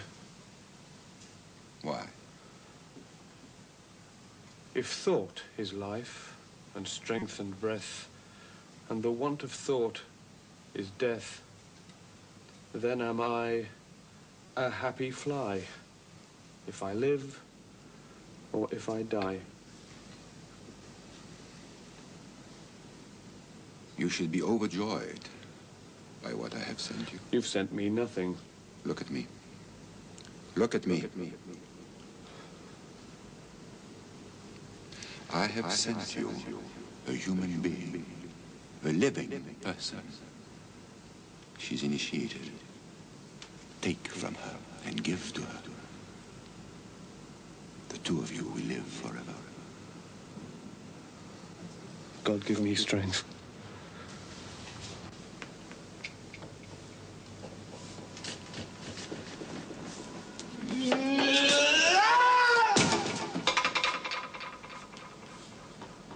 He has previously shown the same growing excitement as, for example, when he asked for a kitten.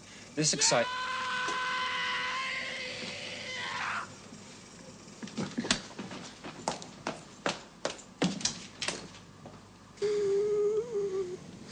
I would not send her soul to purgatory. Whose? She has started. Mrs. Harker. God, Mina. Go to her. Go to her. Go to her. Oh, my God. Take my soul to your bosom.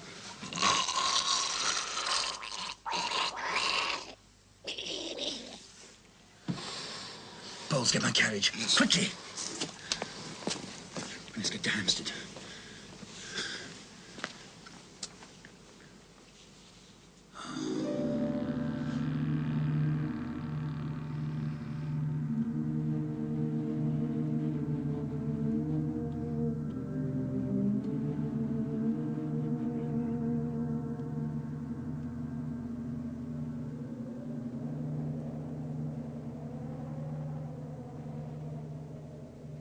Jonathan. Jonathan. Wake up. Wake up, Jonathan. Your husband will not awake.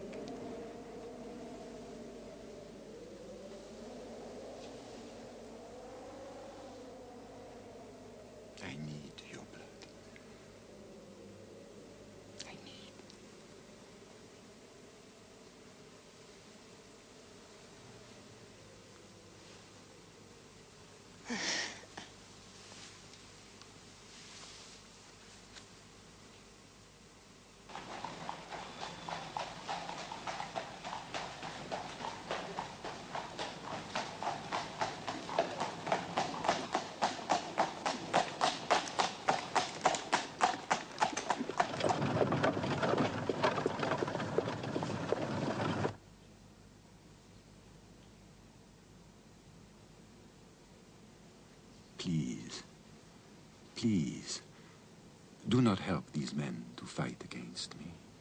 They're superstitious fools. They've been losing for 2,000 years.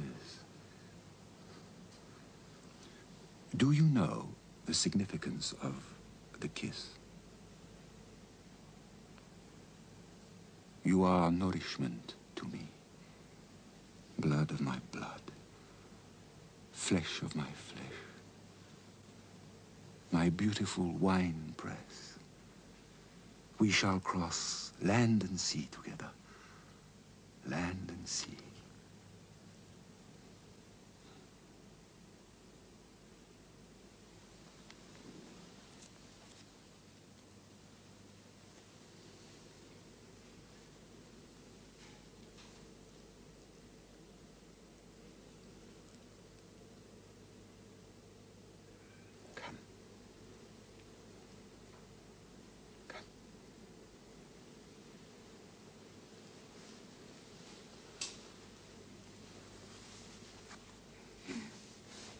Take from me.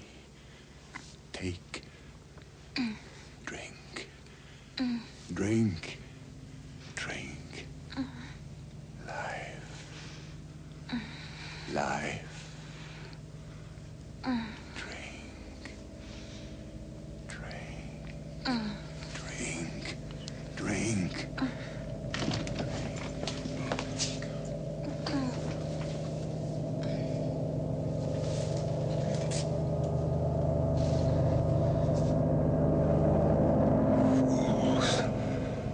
Fools.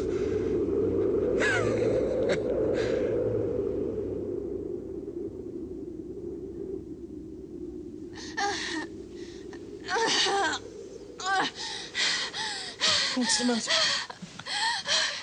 Jonathan! Go! Go! What's happened? I'm clean. Professor, what are you doing in here? John! The Count has been here. Why didn't you wake me? I tried. Mina, that blood. Yes. No, don't touch me. I mustn't touch you. I mustn't kiss you. Madamina, Madamina, have no fear. God will protect you. And we shall now invoke his help by touching your forehead with the Holy Eucharist. In nomine Patris, et Filii, et Spiritus Sancti.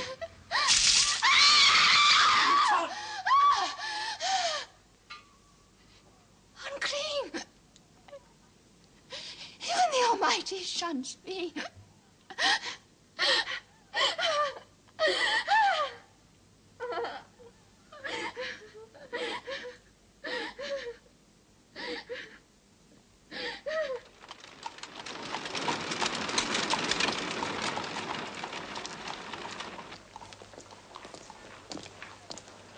Professor? Thank you. My books tell me that he was an extraordinary man. Soldier, cunning statesman. No branch of study was too difficult for him. And the power of his brain has survived his death.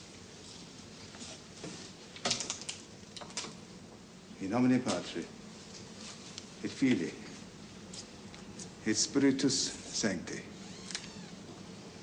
Amen. But he shall not escape. We shall corner him, and we shall drive the stake through his heart. I pray God that I may do the deed. God will act in his own way and in his own time.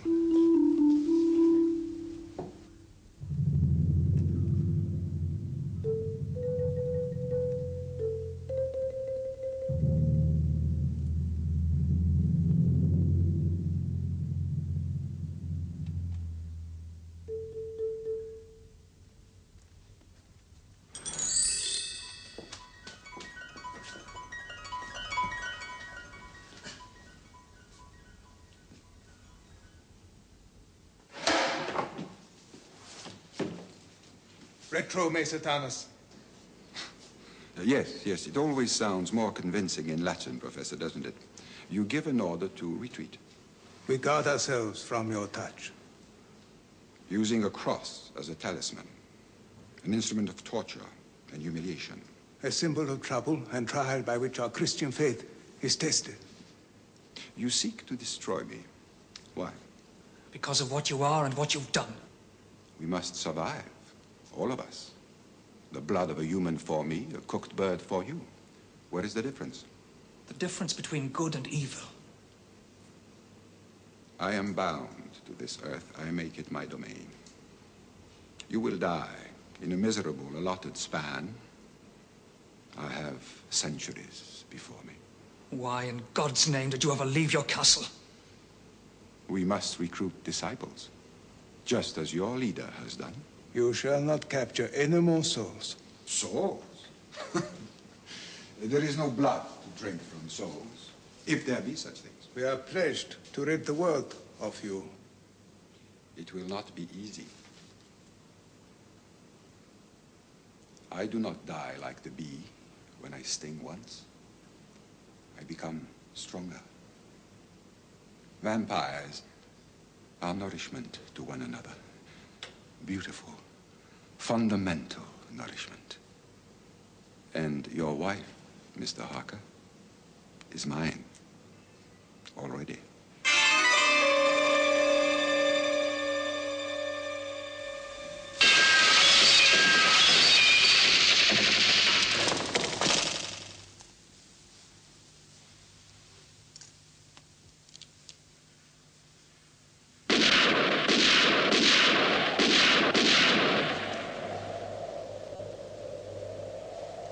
You think you will leave me with no place to rest?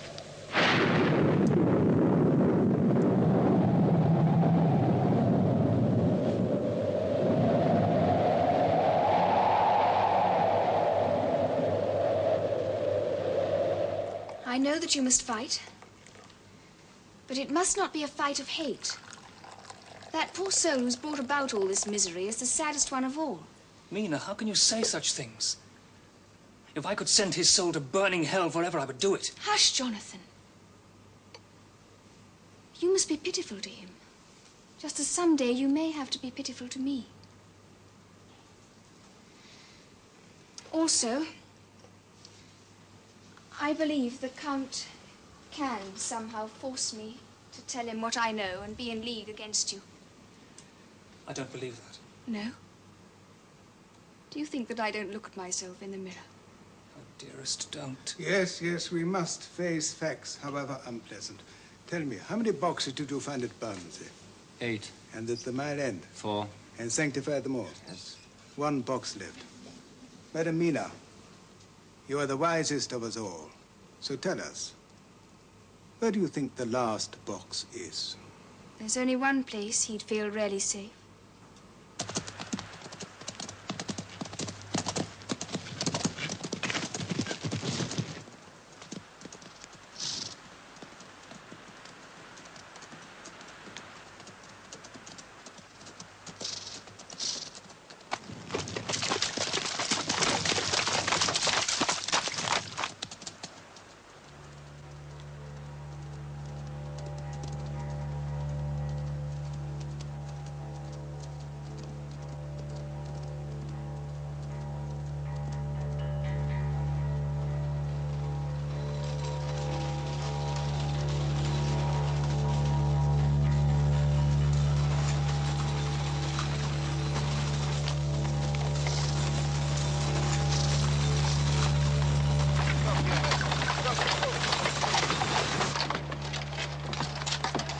We cannot be far from our destination. We will take the shortcut. Come on.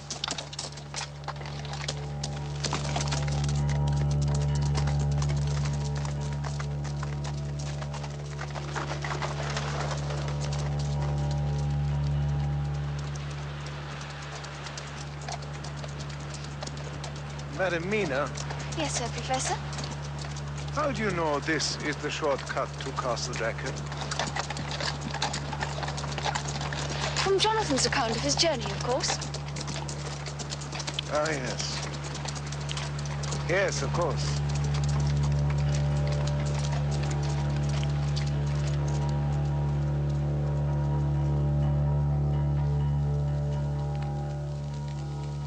meal is ready here, Professor. Good. Good. Splendid. Ah. Here you are. Well, how charming. Thank you. And yours, my dear little chef? No. I have to confess, I was so hungry, I've already eaten. Excuse me.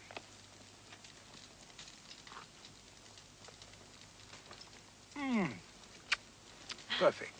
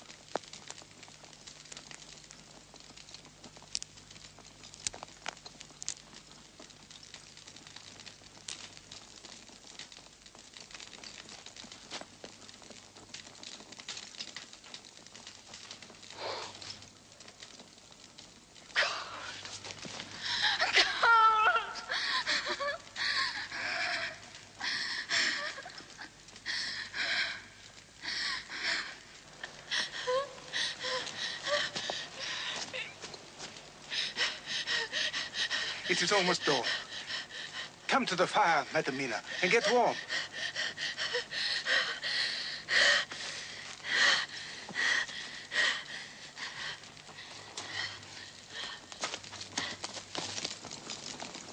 Come along.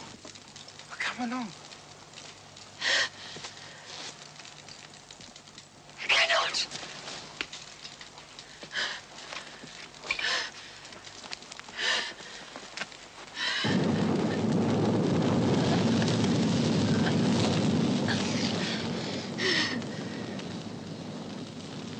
Yes. You are safe here. It is for you, I fear. For me. None safer from them than me. I, too, am their sister. Come with us, sweet sister. Come with us. Come with us. Come, sweet sister. Come, sweet sister. Come with us, sweet sister. Come with us.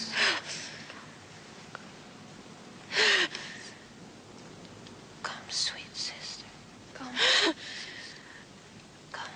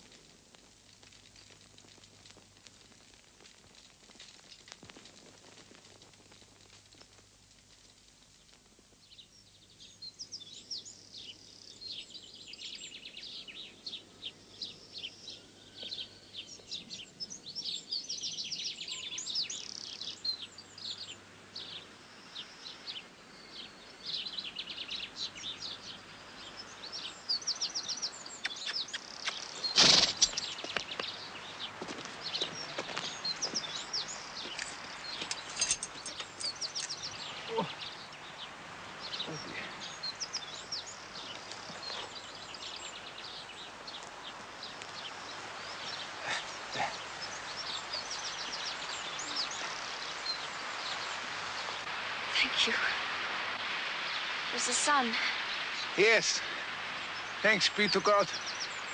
Now you can safely sleep, Madam Mina, until the sun sinks again. Where are you going, Herr Professor? I have work to do at the castle.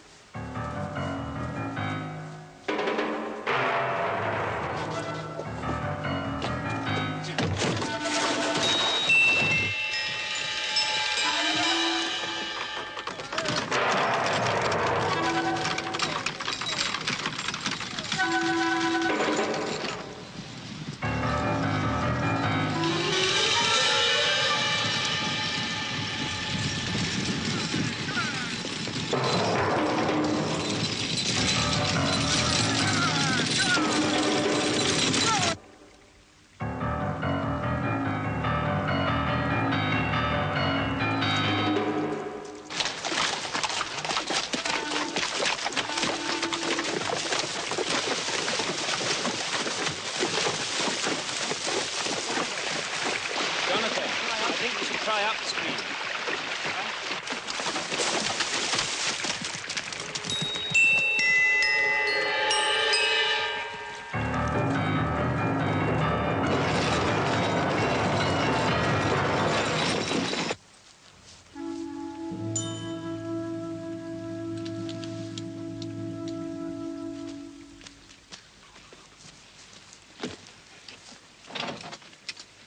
The hour has come, Madam Mina.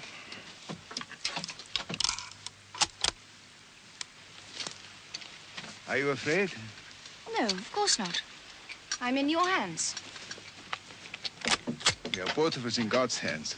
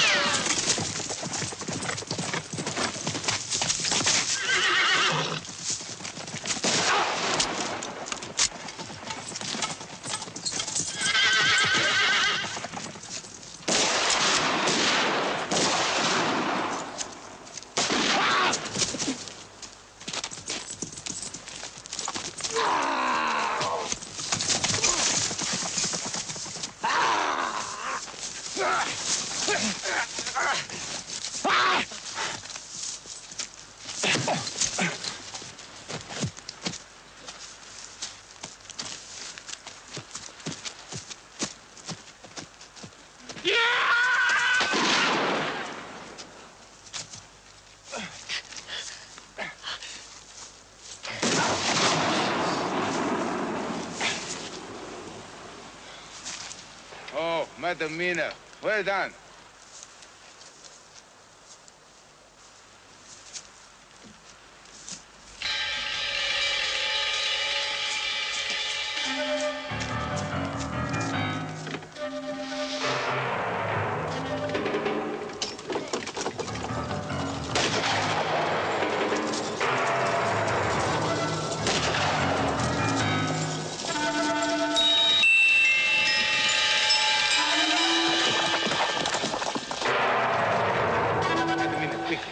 Quickly, come.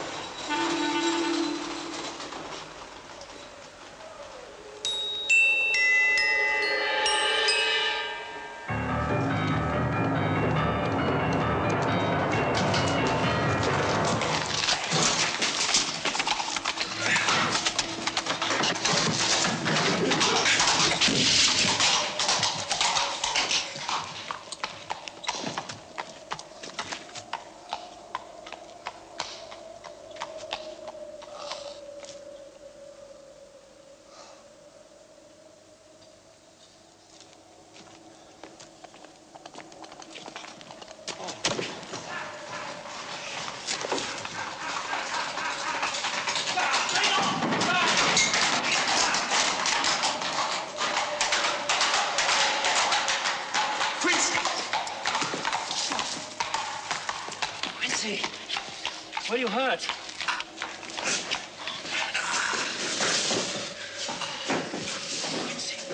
Lie down. Lie down. Come on.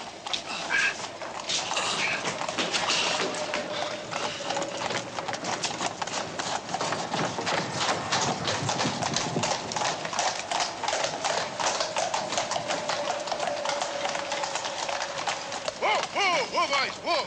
Quickly, John, the box!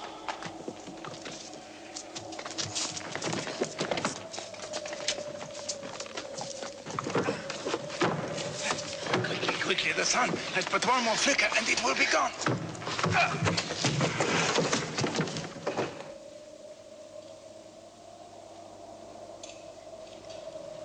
Sunset.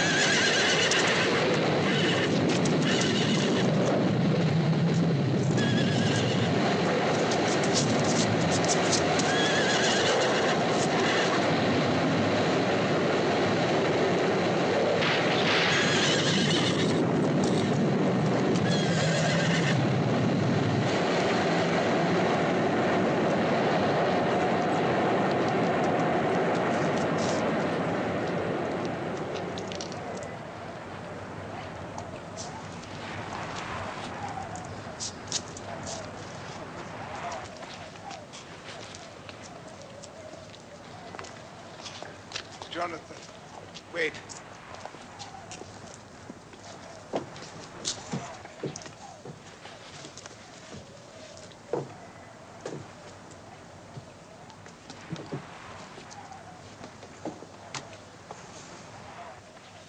Dust to dust, ashes to ashes.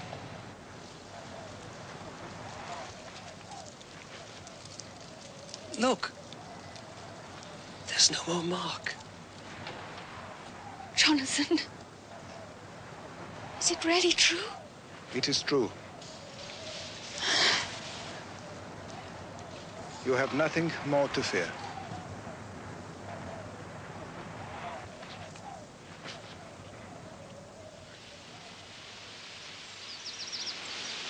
thank you, God, for protecting us and for all your mercies and for choosing us to be your instruments for good. Amen. Amen.